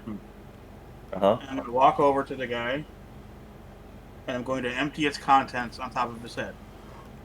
Okay. Inside the love it. jar is 2 gallons of mayonnaise. Wow. As 2 gallons of mayonnaise coat this gnome instantly with how short his stature is, he starts to wipe it off his arms and says, "Listen, are you gonna turn me in, or is this just a Raz session for me?" A Raz session? Oh, no. Turn you Oh. in. Turn you in just isn't our style, like you said yourself. We look like we are pirates, do we not? No. You fucked with us. People do not fuck with us. I'd like you to know I had a weapon gestulated in my general direction. Usually I kill the person when they do that. And Bonnie's This gonna hurt. take a step closer to him, making sure that if he backs up, he's backing towards the crevice where everyone jumped. He inches towards the crevice and says, "Oh, sorry, the people didn't jump. They almost." Wait, what? They didn't die? Yeah. I think only the 3 fishermen got 86th. The Oh, I rest thought of they them all were died. nearby I was like, cases. jeez.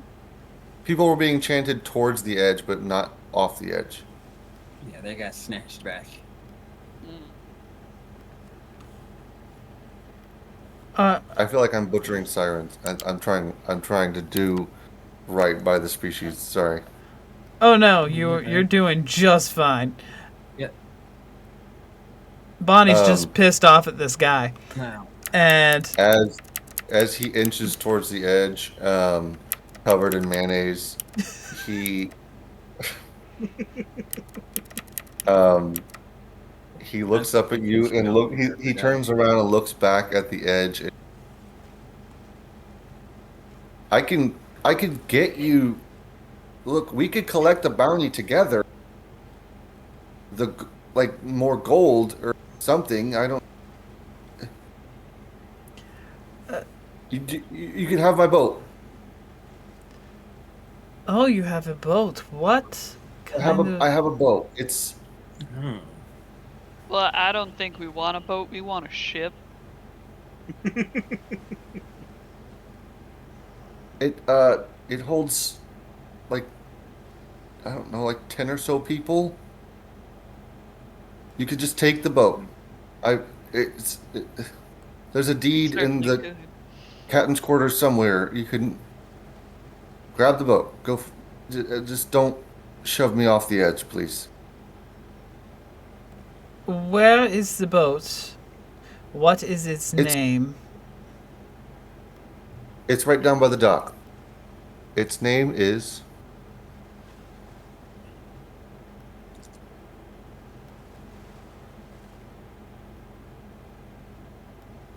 I have a name.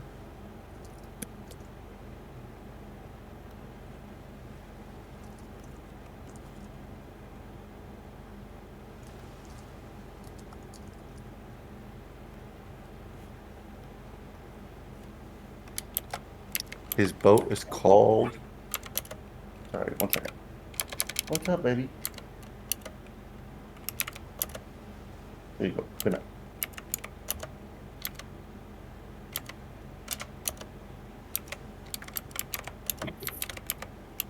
Just sentence in my notes. Just sent me.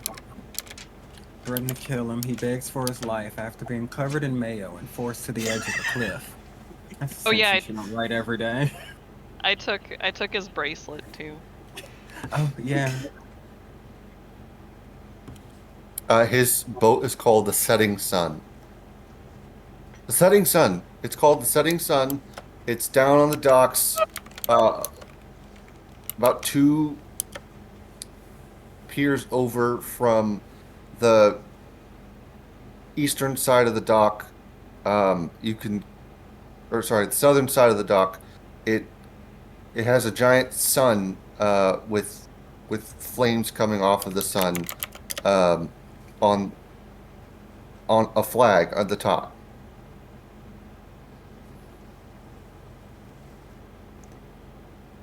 And what is your name?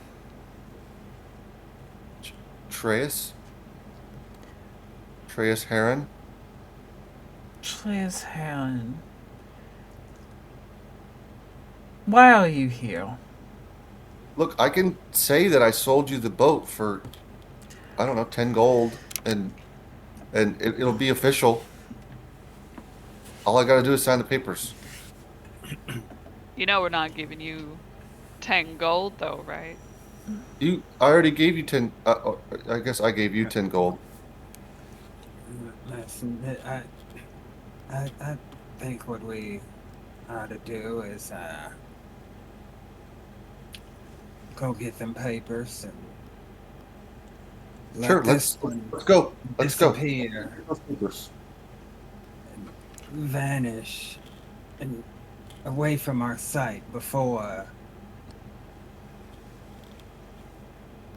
one of you changes your mind and decide he's better off.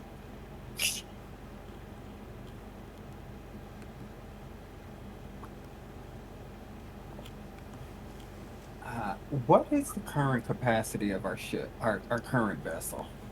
You have a keel boat stats. Oh, It holds about. It has one ballista. It holds about 4 to 6 people.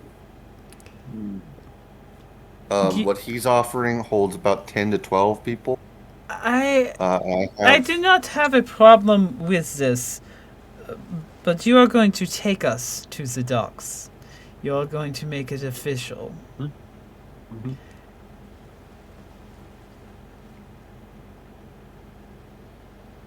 And if you fuck us, you will wish you had jumped into the crevice. Just a You've got little it. bit of secret there, mister. You've totally got it, guys. I I can. do have some wonderful concoctions that can bring a man right back from the brink of death. and they can send them right back over, and then I can bring them right back again. Usually don't do that for harm, but I Holy really shit. don't like being screwed over. So let's keep this on the straight and narrow, eh? Yeah, of course. I can keep it on the straight and arrow. Let's go. Let's go get the deed. All right.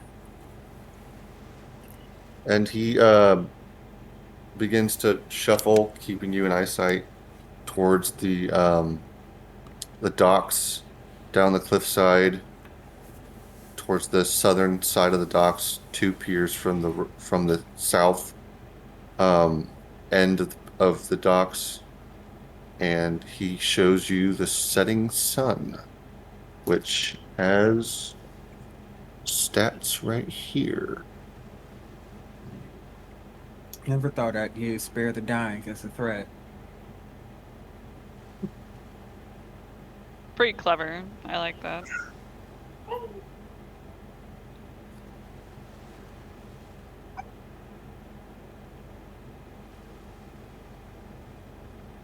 He's still covering me now because I can't change the jug to another thing until tomorrow.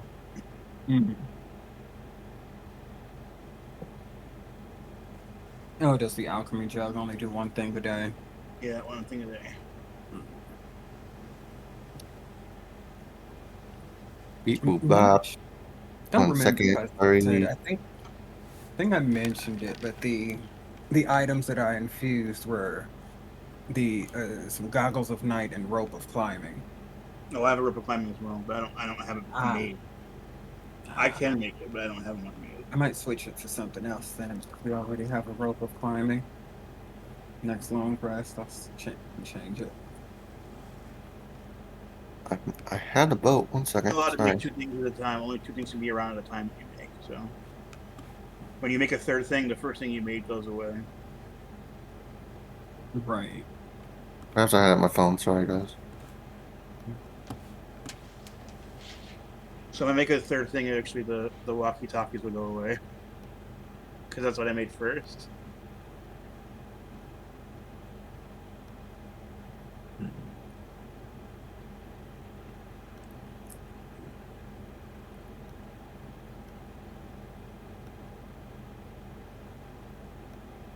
Actually, is that for... I think that rule is for the magical tinkering. I don't think that's for the infused items. I know we can only have up to 2, but I don't think the oldest one goes away. I think it's whichever one you choose to de-infuse. Magical tinkering, I think that does specify that the oldest one is the one that goes away. Yeah, it says if you try and exceed your maximum, the oldest property immediately ends, but infused item doesn't say that.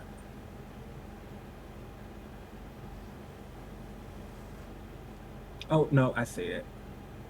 I see it. Never mind, I take that back.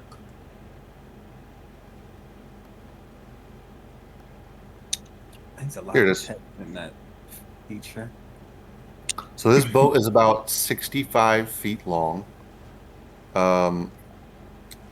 Based off of your experience with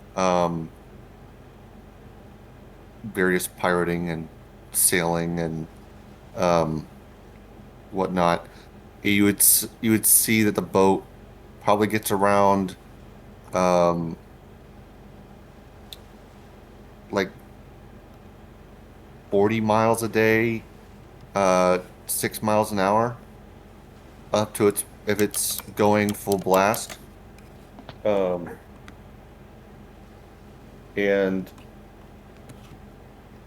its cargo capacity is about 3 tons. It's a bit heftier in fortitude than your boat, and it does look like it would hold about 10 to 12 people.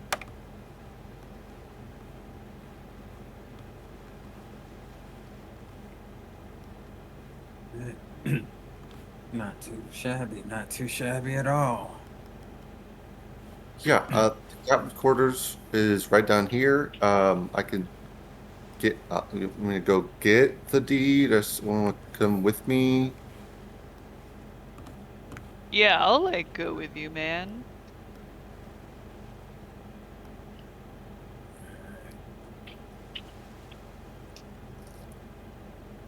Right, the rest of us will wait up here. Take a look around, see what we got here. He walks into the captain's quarters and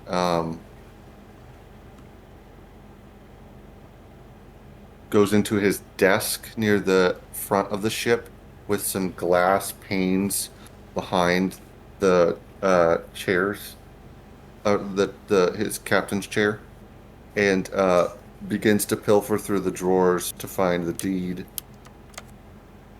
Roll me a perception check, Rim.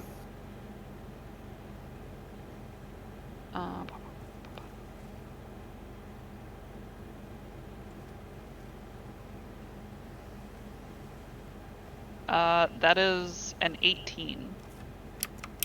You notice him while he's pilfering. He goes to grab a dagger from his boot hilt, That from little his gnomey boot heel. bitch.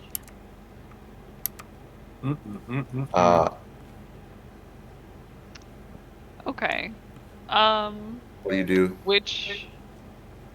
Sorry, is he doing anything else?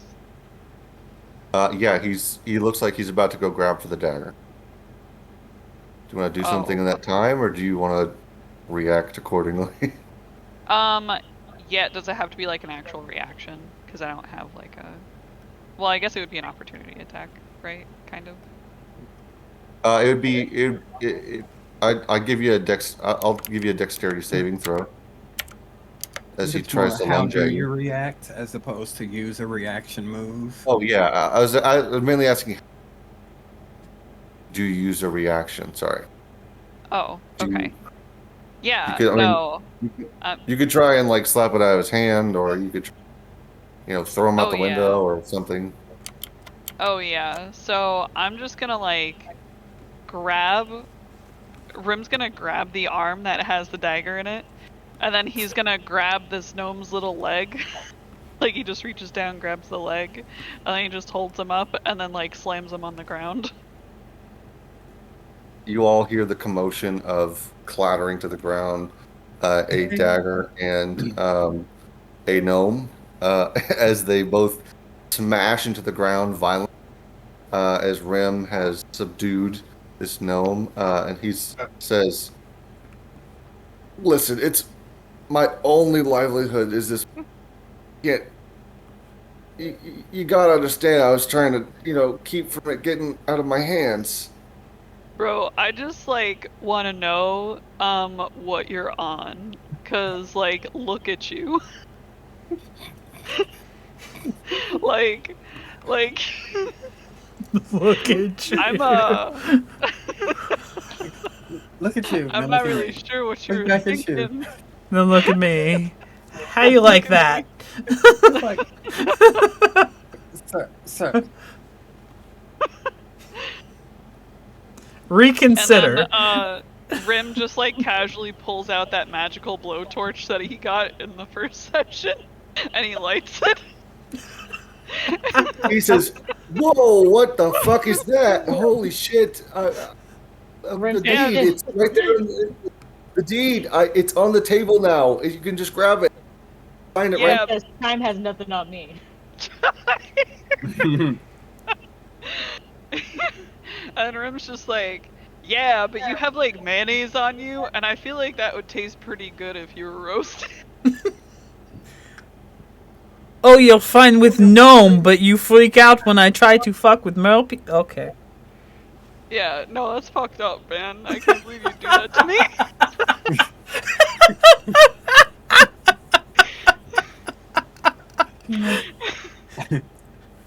It's only because he's like a part fish person. Like that's the only reason he cares. Like, it's like. I'm going to assume he did something stupid. Yeah, he like tried to stab me. Do you believe that? Sir, what were you going to do? Attack his ankle? Little ankle shanker. Jeez. You're gonna shank him and jump out the window, okay? Where were you going to go? The rest of us were all out there. Yeah. How far in advance do you think? How many seconds? Yeah, like we were just gonna let you go, man. Like, what is wrong with you? We're literally going to let you go. You do realize you're not getting off the boat, right? Fuck, You man. do understand that, right? We could, You were you know. seconds from walking out of here. Seconds. If we want to be nice, we can like take him to It's the a middle nice of the dagger. ocean You and can, just you drop can him have in the the water. dagger. You are not Ezra understanding. grabs a rope. No, go ahead. You're not comprehending anything about. Do you not understand the position you have put yourself in?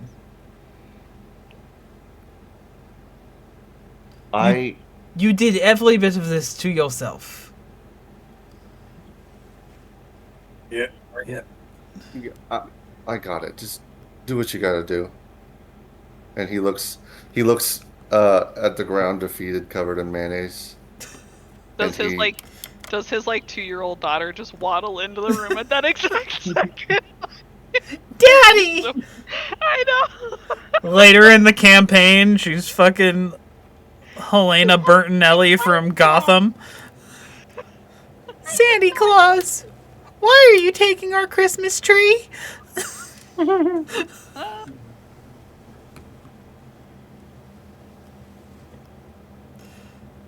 So what do you do? Well, first, Rimmel grabbed the deed to the boat and immediately hand it to Ezra to keep in his shell. Yeah. This needs to be signed, doesn't it? Yeah. I just need the quill over there on the desk. Let's see. Sounds great. And then Bonnie is gonna. Which hand do you write with? Oh, yeah. I write with my right. You can just put it in my right hand. Marvelous. Bonnie grabs his left hand and stabs the quill through it.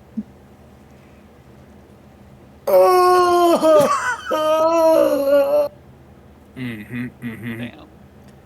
Now sign it. And puts it in his right hand. He takes his. I use my left hand. Whatever. He takes his right hand and he doesn't have any ink around him, and so it's just blood. It's already been dipped. Yeah. that was the point. And he writes his name in scratched signature, cursive, and he dots his I's, crosses his T's, and finishes. Or he doesn't have any eyes. But... And so now Bonnie is going to take the quill from him and stab it through his other hand. Jesus. He goes, I thought listen, I got it. You don't have to. No, you've been doing way too much talking. I'm gonna just grab out a scarf. Yeah, there we go. I think we've heard quite enough out of you, young man. I've got full Have a good HP. rest. I've got full HP, but I'm just gonna bite him and start sucking out blood just cause. Wow. As his blood starts to siphon out of his neck and his color starts to drain. As he turns and walks out. Do you finish him off? Yeah, fuck it. Why not? Yeah, you see, before you do that, you see Ezra walks up, pour something in his mouth. Let's spare the dying. Told you. Oh my god. Fuck us over. That's so Are funny. we the baddies? We weren't. He's the baddie. Let's make that clear. He fucked us multiple times within the span of 30 minutes. Yeah, he was like pretty He fucked was up. He's also kind of literally dumb. about to be sent on his merry way. I was gonna tell him to just disappear until we left. But he tries to stab Rim. No one stabs Rim. Yeah. Thanks, Easy. You're so cool. I was going to say something about the pen being mightier than the sword, but So as you, Oh, I assume, stab his eyes out with the quill. Oh yeah. He's I don't recall that being said, but okay. Not it is now. He drops dead to the floor. You now have a dead gnome and fully souped up new boat. Okay, so I'm going to find some spare bit of plank signage and rope around if there's anything on this boat. The Ezra just pulls out a blanket. I'm gonna find some. You got vegetation. We need to do some cleanup here. Do we Yeah. do we have any rope and any like plankage on this boat? Like, is there something there's easy to plenty of- find? There's plenty of spare rope and plankage on this boat. Okay. You find the plankage in the sort of storage area on the bottom cabin, And is and you find rope just strewn about on the top side. and as jagged a hand as she possibly can. Bonnie is going to take whatever paint, tar, whatever is around that will make a mark on the plankage and scrawl the words "I angered Bonnie Fenn" on the plankage, tie it around the guy's neck, take him to the edge of the boat and throw him onto the dock. Oh my god. As you I was gonna put eat this- that. As you put this warning out for the dockmen and people alike, you roll an intimidation check. Against the entire city. Nat Right. 20. Are you Holy kidding me? shit, are you serious? No. Oh What the my fuck? god. The name Bonnie Fenn is now revealed in Shemayon. When people will know when they hear you in Shemayon.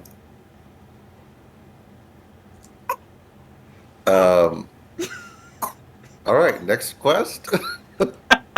Holy shit. Yeah, alright. Let's go Pull out find a another- lost cat. Let's You go. pull out find another the job cat. board, Yeah. and you got a lost cat and a thunderous bell.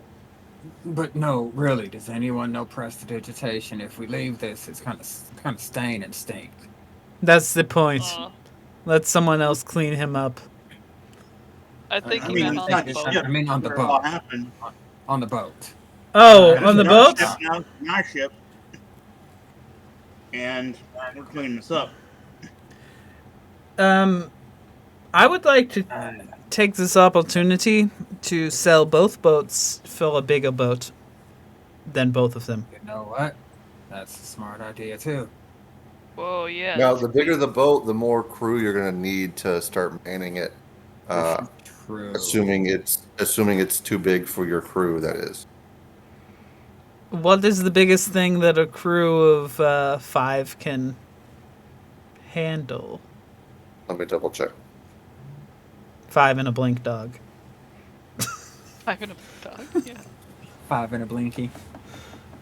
He's still a pup, so we got like a year before that thing's going to be able to reliably do anything. I mean, you know, it's hard enough trying to get him to stay in one position. Thankfully, it's just been localized to different areas of the different pockets within Makot. He's popping around every now and again. Whoop, right up here. There you go. Hey there.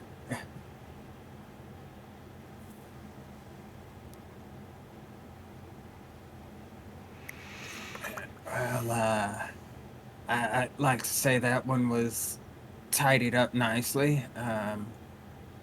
We solved the siren issue. There'll definitely be Yep. no one else sent to attack her, so she won't have to sing anymore. No one else will be heading to the cliff's edge. So I'd say that was a job well done, gang. Good job, good job. We're on a roll today with these quests, man. We are. I mean, new violin, new ship, new weapons. Wonder what else is next.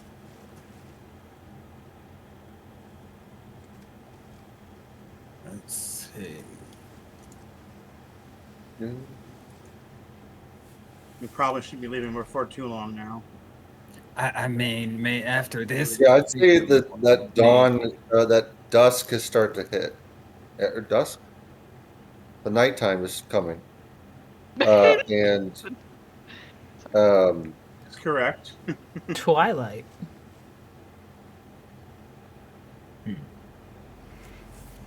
for the price of the 2 boats, you can get a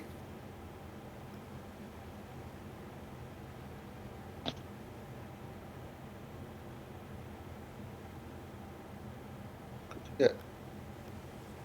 What will you do with a drunken sailor?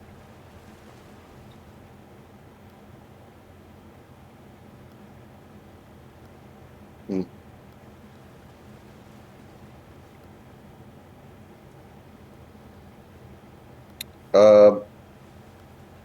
I feel like I'm wasting your time, so I'll figure that out next session.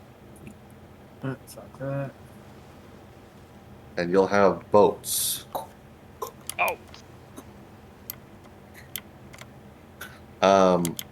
So, if memory serves, I think we have left the brew recipe, the missing cat, the weather patterns with the bell tower. I think that was, and did we do the missing sheep already? Was that Mr. Howl at the Moon? Yeah, Yes, that was our the friend airborne. Peter. Yeah, thought so. All right. Which means we're not going to get anything for that. We're probably not even going to go and collect that, are we? Missing sheep you already collected. Are we collecting? Oh, sorry. Yes, I believe Alvin gave you 50 gold, right? Or no, the farmer gave you 50 gold and Alvin gave you 50 gold, I thought. Did they? Yeah, because We need to start doing a checkbook. we need a party It treasurer. would be awkward to go like, "Hey, we figured out what happened to your sheep. The guy turned into a wereborn and ate it." Your friend kind of ate your sheep, man. Yeah, that's right. We never did go back to the actual owner of the sheep and tell him what happened. Oh, okay, got it. Well, then he says, I assume you go back at some point today Yeah. before the end of the What's night. The story Yeah. we're gonna tell him before we go back. Yeah. What? Sorry, what? I was going I was gonna say, what's the story before we head there? What's the story we're gonna tell him? As I mean, I doubt. I mean, we could always just tell him that his close friends has been feeding her husband his sheep. Although I doubt that go over very No, well. we can tell him that part. Let's just say that like a bear got them, but we got the bear or something. Or Nice and simple. a That giant boar got him. Yeah. That way, we're not lying. Yeah. Yeah.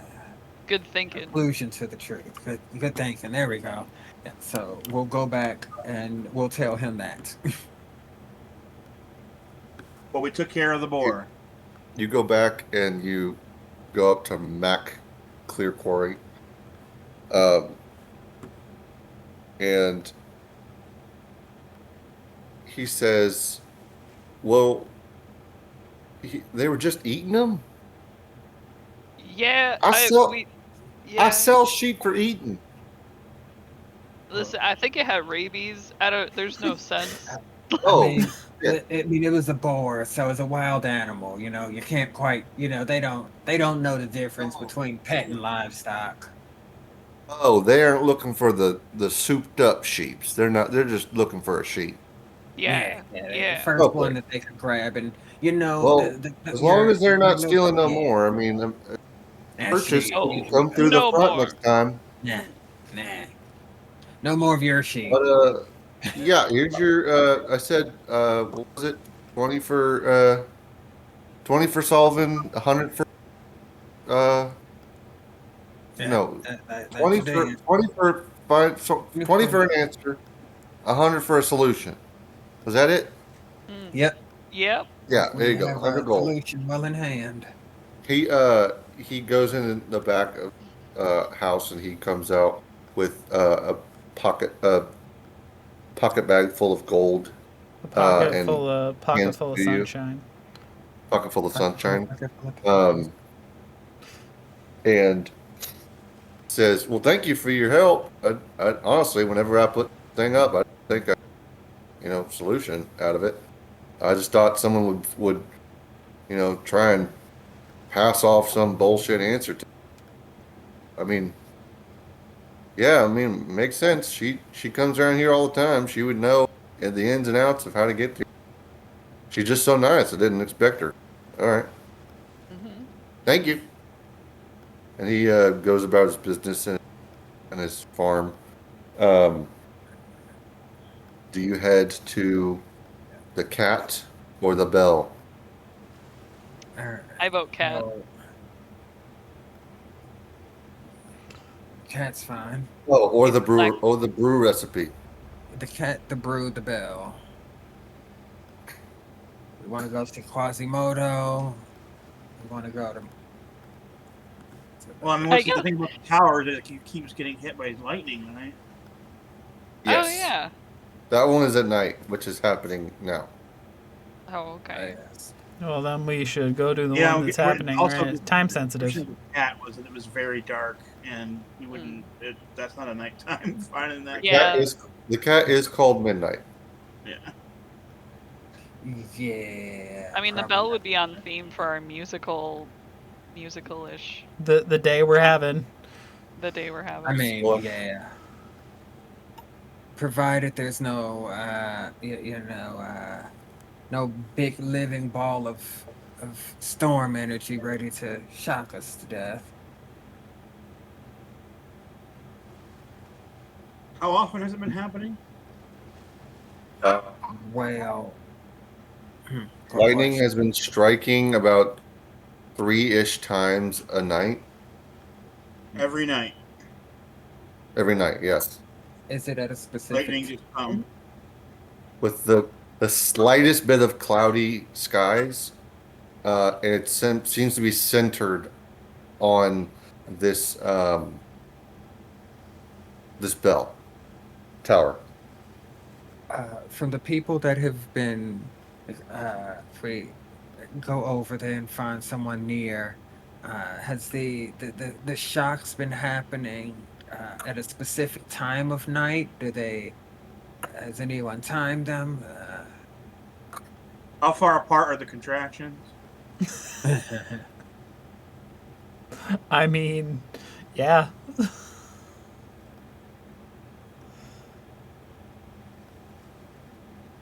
You know, it's kind of funny. I thought I was having lightning crotch pain, which is when the baby's head hits like the nerve in your back and it makes your groin like shooting pain. But it turns out I was having contractions, so it's kind of funny that you're saying the lightning and how far Oh apart my the God. contractions. Oh wow, Lightning. Yeah. That's wild. that is. Wow.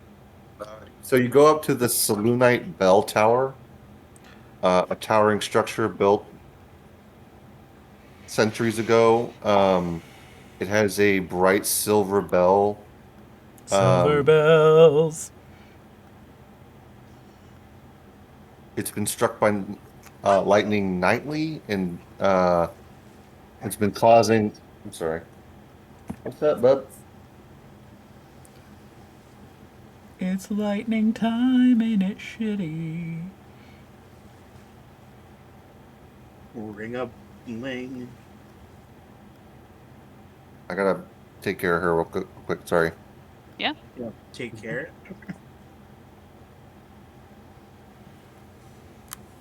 Hear that? We have been Thunder.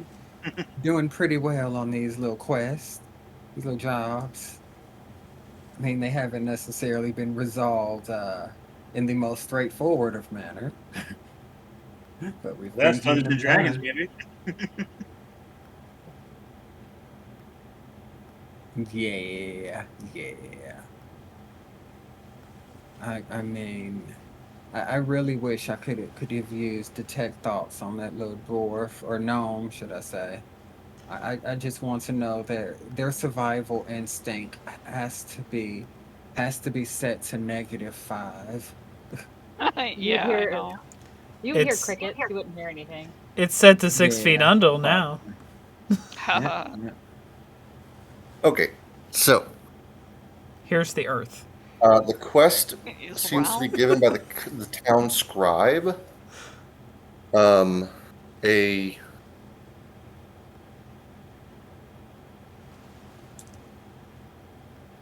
keep up.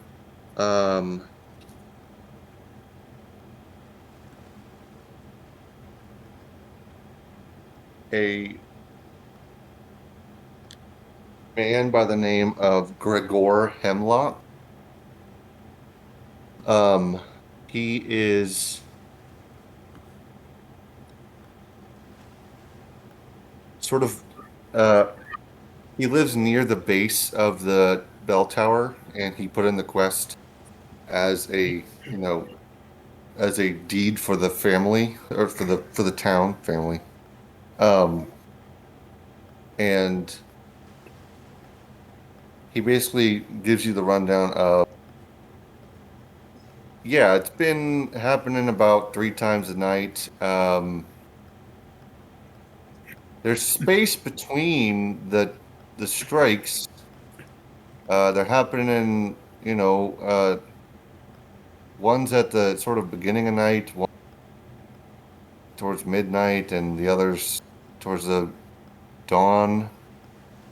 Uh, so yeah, I mean, if you could, you know, figure it out, we just put in a new, uh, we just put in a new parts of a bell. Sorry. Clangy piece. Right. I think it's called a clapper. Bell? Pretty A sure clapper. Right. it's a I think clapper, The it's isn't it? clapper. Clapper? It's called a clapper. Yeah, the Yeah, thing the inside the inside of middle of the the bell. bell. It's called a clapper, I Yeah. think. Little tongue in the in All there. the clapper. Yeah. The uvula. Uvula. It's a girl Uvula? bell. Yeah. Oh, so it's a girl Oh house. my god, what a reference. Jesus. That movie's so good. No, yeah, we put in a new clapper just the other day, and I something must have gone wrong with ever since the clapper's been put in. It started striking lightning. I don't know if we didn't put in we didn't accidentally swap out the clapper, but whatever we did has that thing going haywire. So we really appreciate anything you can do with that bell tower. Where precisely did you buy this new clapper from? The Selenite clergy, they ordered it from the local stonemason. He gave us this resin. It's like a shiny orangish clapper. It's I almost thought it was bronze, but I guess it's like a hardened resin instead, according to uh, the clergy I talked to. Um, What are you using it uranium? huh? Is this uranium? Yeah, honestly. Like, Yeah, he And has anyone spoken back to to the person who made this? Have you said, hey, this clapper, has the material that you use ever been known to attract electricity? Has anyone done any questioning of the sort? Has anyone that's handled it losing hair, feeling awful ill lately? Uh, Losing teeth, anything like that? no. I mean, the guy that made it, he's just on the western side of town. He works with stone and all kinds of materials. Um, he swore up and down that this resin was going to be the new material used for clappers, and he provided it to us for a discount to try out the new material, and we did as the bargain gave, and this is what we got. Hmm.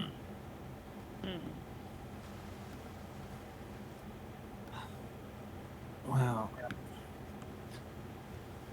Should we head up to I guess we're here at the lighthouse already. Not lighthouse, bell tower. With her husband Ray and Facha the dog. So, Are you in fact menstruating right now? What? What does that have to do with anything? Back away, man. I'm a scientist.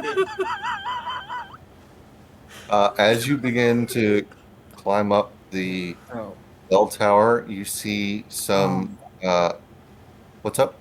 what I was going to suggest was, since he said it strikes once at the start of the night, once around midnight, and once around dawn. I was going to personally suggest we stand back and wait for the first strike and then go in then, so that Okay. we try and avoid getting caught in that first strike and know we would have at least a couple of hours before the next one. Got it. Okay. Oh yeah. So That's my suggestion anyway. I mean, if anyone's up for possibly getting electrocuted, that's up to them. as the night goes on, if that's what y'all all want to, the night begins to pass as it just hit, and you see almost on schedule, the lightning clouds begin to form and strike the tower with a thunderous blow that makes the silver alight with the shine of a dazzling sparkle from the lightning bolt.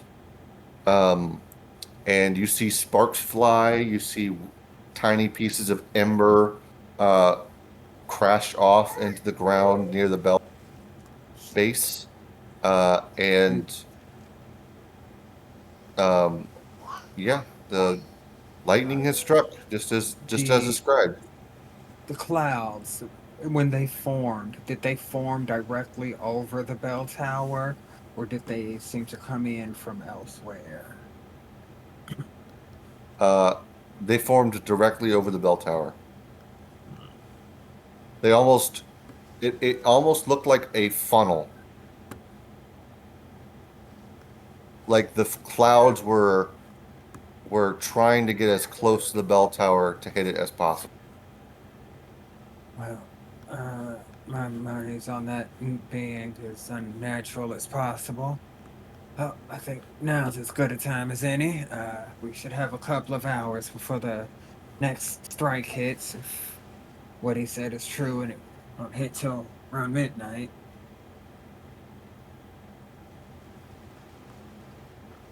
As you begin to climb the stairs of the bell tower, you see that many of them are damaged, and pieces of the planks are missing from the stairs. Uh, everyone roll I an am athletics going check once you to. climb the tower. I'll Hell help yeah. with that. I'm going I to have a grab +5 my for rope athletics. And Ezra's gonna grab his rope. He's gonna look up and go, Shibari! And it's gonna Shibari? shoot up to the ceiling and tie itself and knot. And as And soon we as can soon use as that to Ezra says climb. as soon as Ezra says that, Bonnie's gonna go.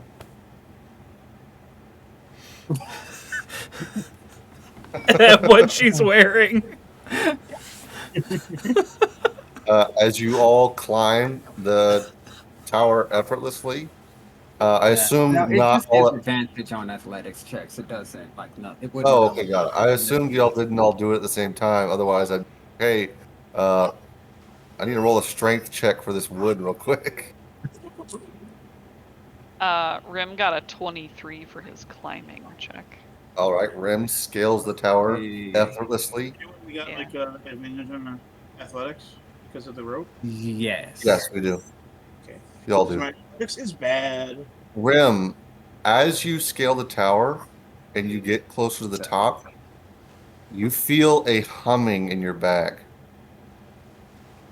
In my back? In your bag. Oh, in my bag. Okay. Sorry, Camille's getting fussy again. 1 second. Yeah.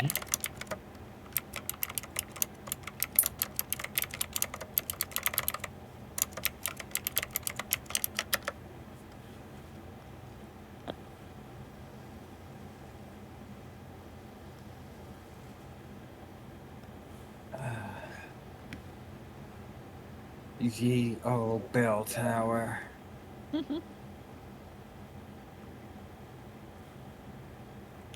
Make sure everyone holds on tight. No one takes a tumble.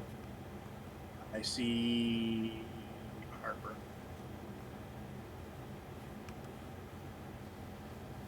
Oh, Yeah, she's she about. I woke thought back she up went to and went to go sleep. back down. She Aw. was. I got her to go back to sleep once by rubbing her back until she fell back asleep, but this time she wasn't having it. Hmm. Cousin would not fall asleep until 2 a.m. No thanks. Who just graduated high school the other day. Aw. I haven't seen him since he was 2 because he lives on the Oh other my side. goodness.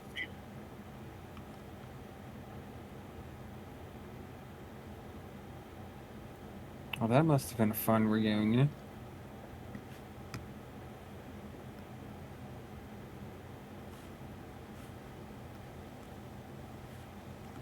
We play Minecraft together every once in a while.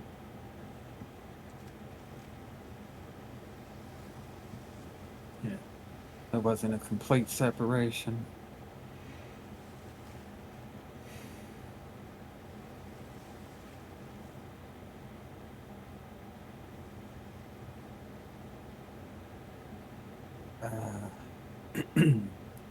So I wonder what type of creature is at the top. Is either going to be a creature or this new clapper, and its resin. It's ridiculously magnetic. Lightning, yeah, that's a lightning. New installed a lightning rod instead of a clapper.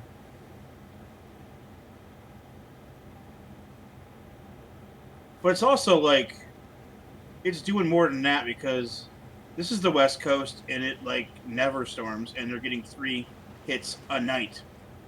I mean, this is true, and the thing is, I feel like I'm thinking it's something arcane because it's happening like clockwork every night.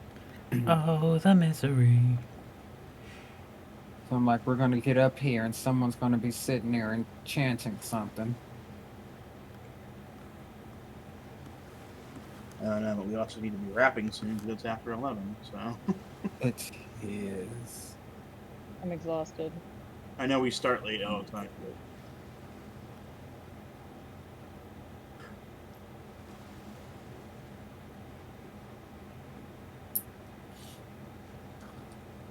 It's like you start late, you always want to make up the time, and then you go, well, we did have a stop time for us for a reason. Mm-hmm.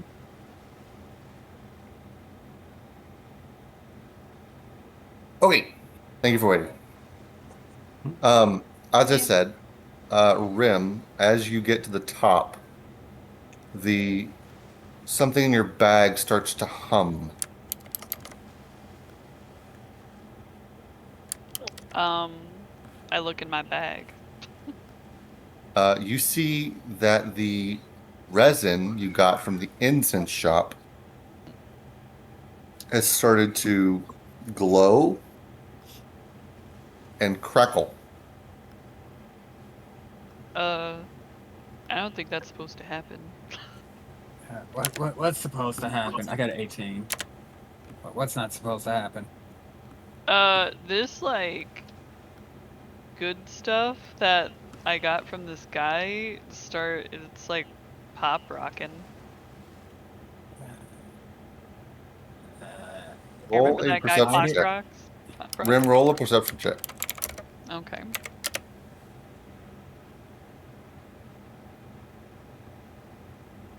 Oh, I'm gonna use my inspiration. Hmm. I think it's getting late, so if you haven't used it, use it. Jesus Christ, that was worse. Okay. Well, that's a whopping 5 to my perception. Dang. And that was the Ooh, better your- one. Yeah. Your passive is you- probably more than that. I'll say the least you notice that something else is humming above the same way as the resin in your pocket is buzzing. I look up. You see you see that the clapper in the bell tower, in the bell, Yeah. is glowing, and as you get closer to it, the humming and buzzing from both your resin and the clapper start to hum and buzz even more, getting more vibrant, literally, and louder and crackling. It's definitely not supposed to happen. Yeah, I think they got ripped off. Who's outside? Are any of us Hopefully. outside? Are any of Was us that Dan? outside? Roll a 17 to climb up. Okay. Yeah, I think we're all inside Okay, at this got it. point. I thought some of you Hi, didn't Harper. go up. Unless Bonnie or She almost kicked my work laptop off of the desk. oh no. Maybe gonna be a soccer player. Mm-hmm. Everyone in the bell tower, your hair begins to stand up on your Oh, arms and Oh, on your no. arms and legs. Oh no. As long as we've been on sea, I think we all know what this means, eh? Hey, Rem, can I borrow that resin that you have? Yeah, man. Here you go. And I hands it to him. He's going to take the resin, and after everyone climbs up, he's going to start climbing back down with the resin. The resin begins to slow its humming and dim its glowing, as does the clapper on the bell tower. So well, for those who have hair, how's the hair going up there? What's the hair sit? The hair has begun to fall as static has stopped filling the air. I mean, it's frizzy because we're, by the ocean, but Well, yeah, I don't think these two things need to be near each other. I'm gonna have to agree with you there. Yeah. Tell him they need a refund. Yeah, it's gonna take a moment, but I think Ezra will climb all the way back down. Or no, he's gonna climb halfway, bundle it up, and see if he can drop it down the last 5 feet, just so he can just reach down, set it down on something. There's a shelf. There has to be a lower step. There we go. Toss it onto a lower step. On one of the lower steps as you climb up. All right. How's the thing looking now? It seems to have quieted down a bit. I don't think it's supposed to do that. Something ain't right. Something ain't right. What ain't right, I don't know. Anyone who wants to roll an Arcana check. I see. I should be good at those. I'm bad at those. Ooh, 23. I'm a plus 23. 7. Let's do it. Ooh, Jesus. work. I'm still 24, 27 on Arcana. Oh yeah. Good call. You not only do you know that this is that the same material that is currently at the bottom of the bell tower with Ezra is the same material that is in the clapper. Um, you know that it is starfire resin. Um, this is a divine chunk of resin. It is used in religious rituals, and it should not be put in a clapper.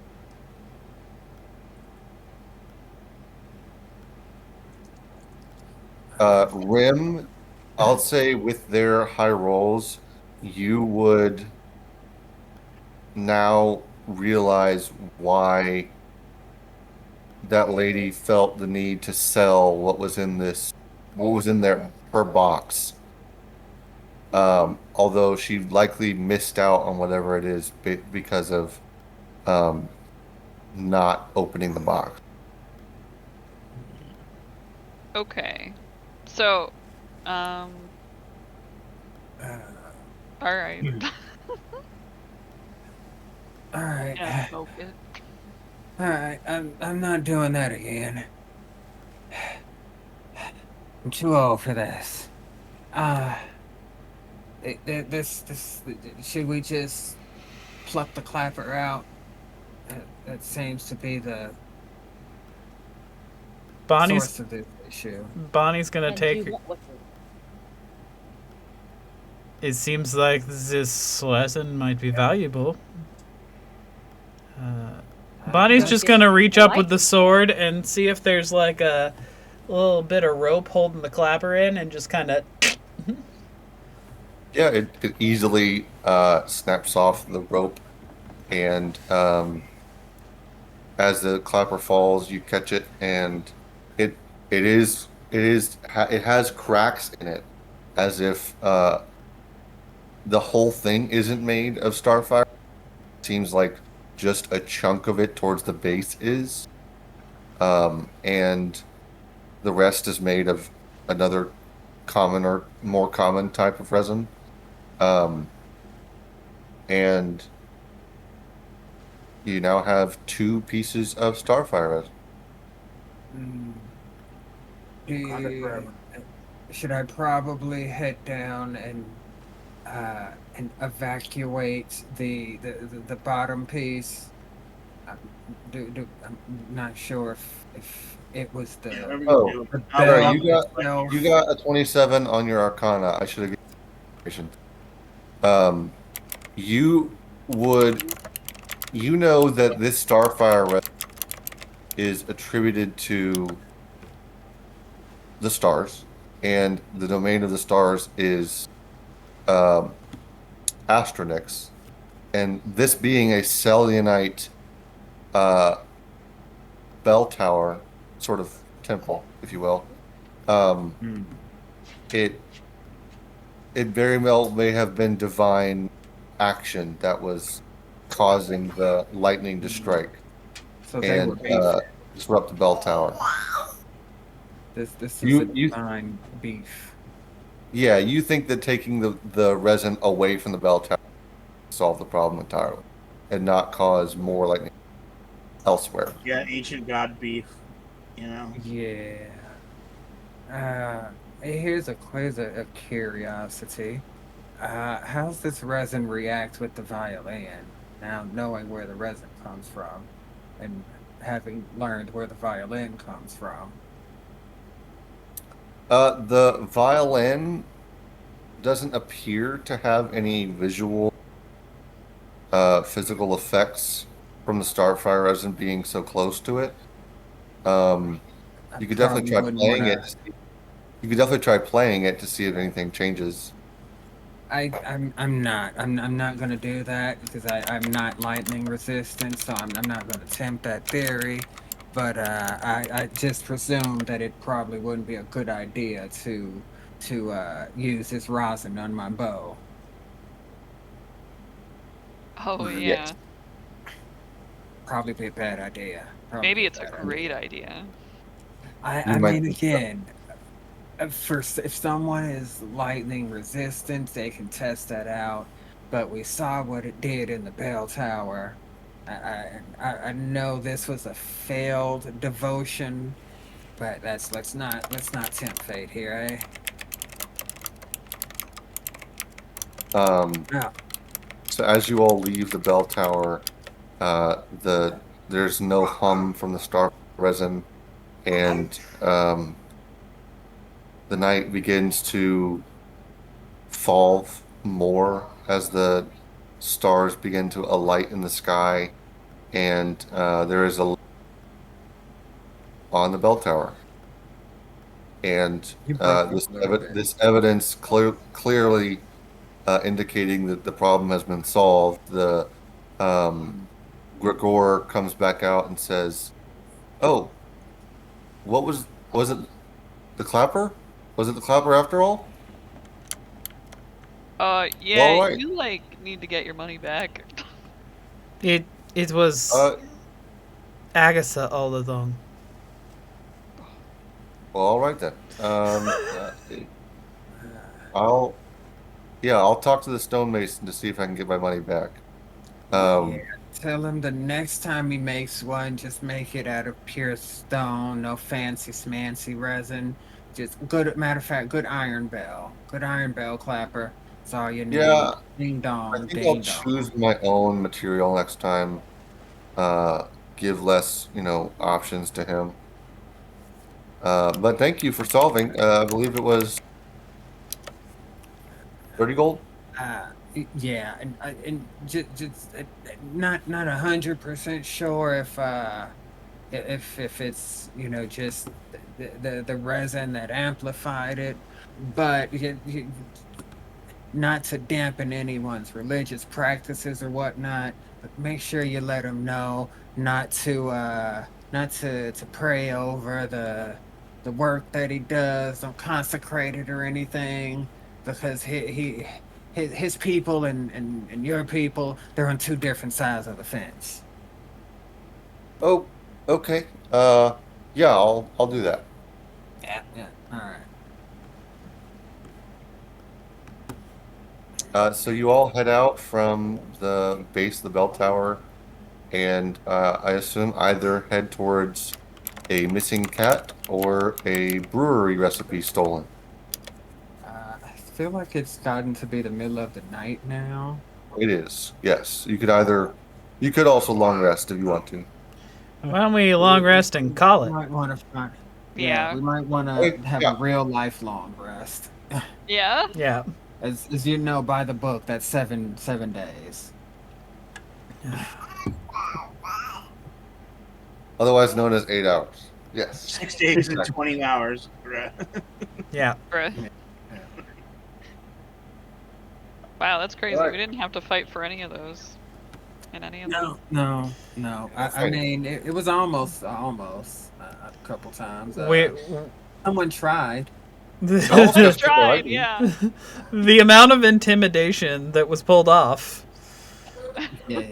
I don't I mean, foresee you us did- ever getting I mean- this lucky again with rolls No. and the I people. feel like I thought it was gonna go south when I failed that persuasion roll. I was just like, well, we tried. That went pretty. That went pretty good. That was good. That was a productive session. That was, Yeah. yeah. We have 2 quests left in this town, and then we get the achievement.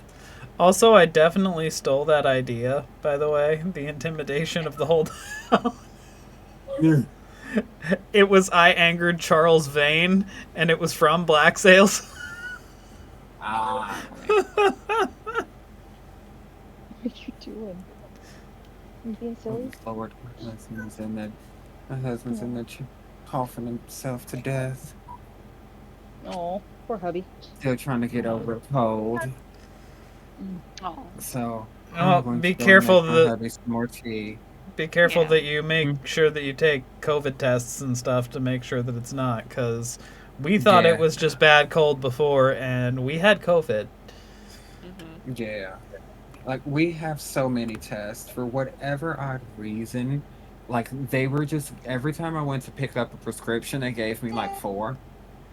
Oh wow.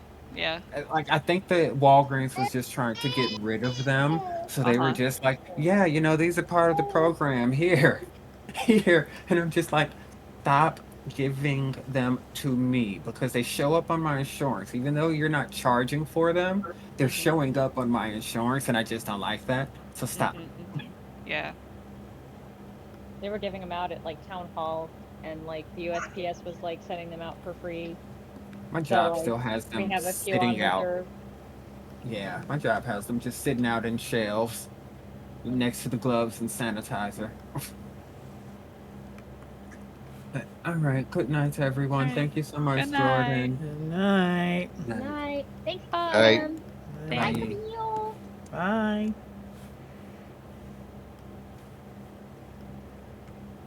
It's just you and me now, audience. I'm kidding, I'm gonna cut this out. Bye.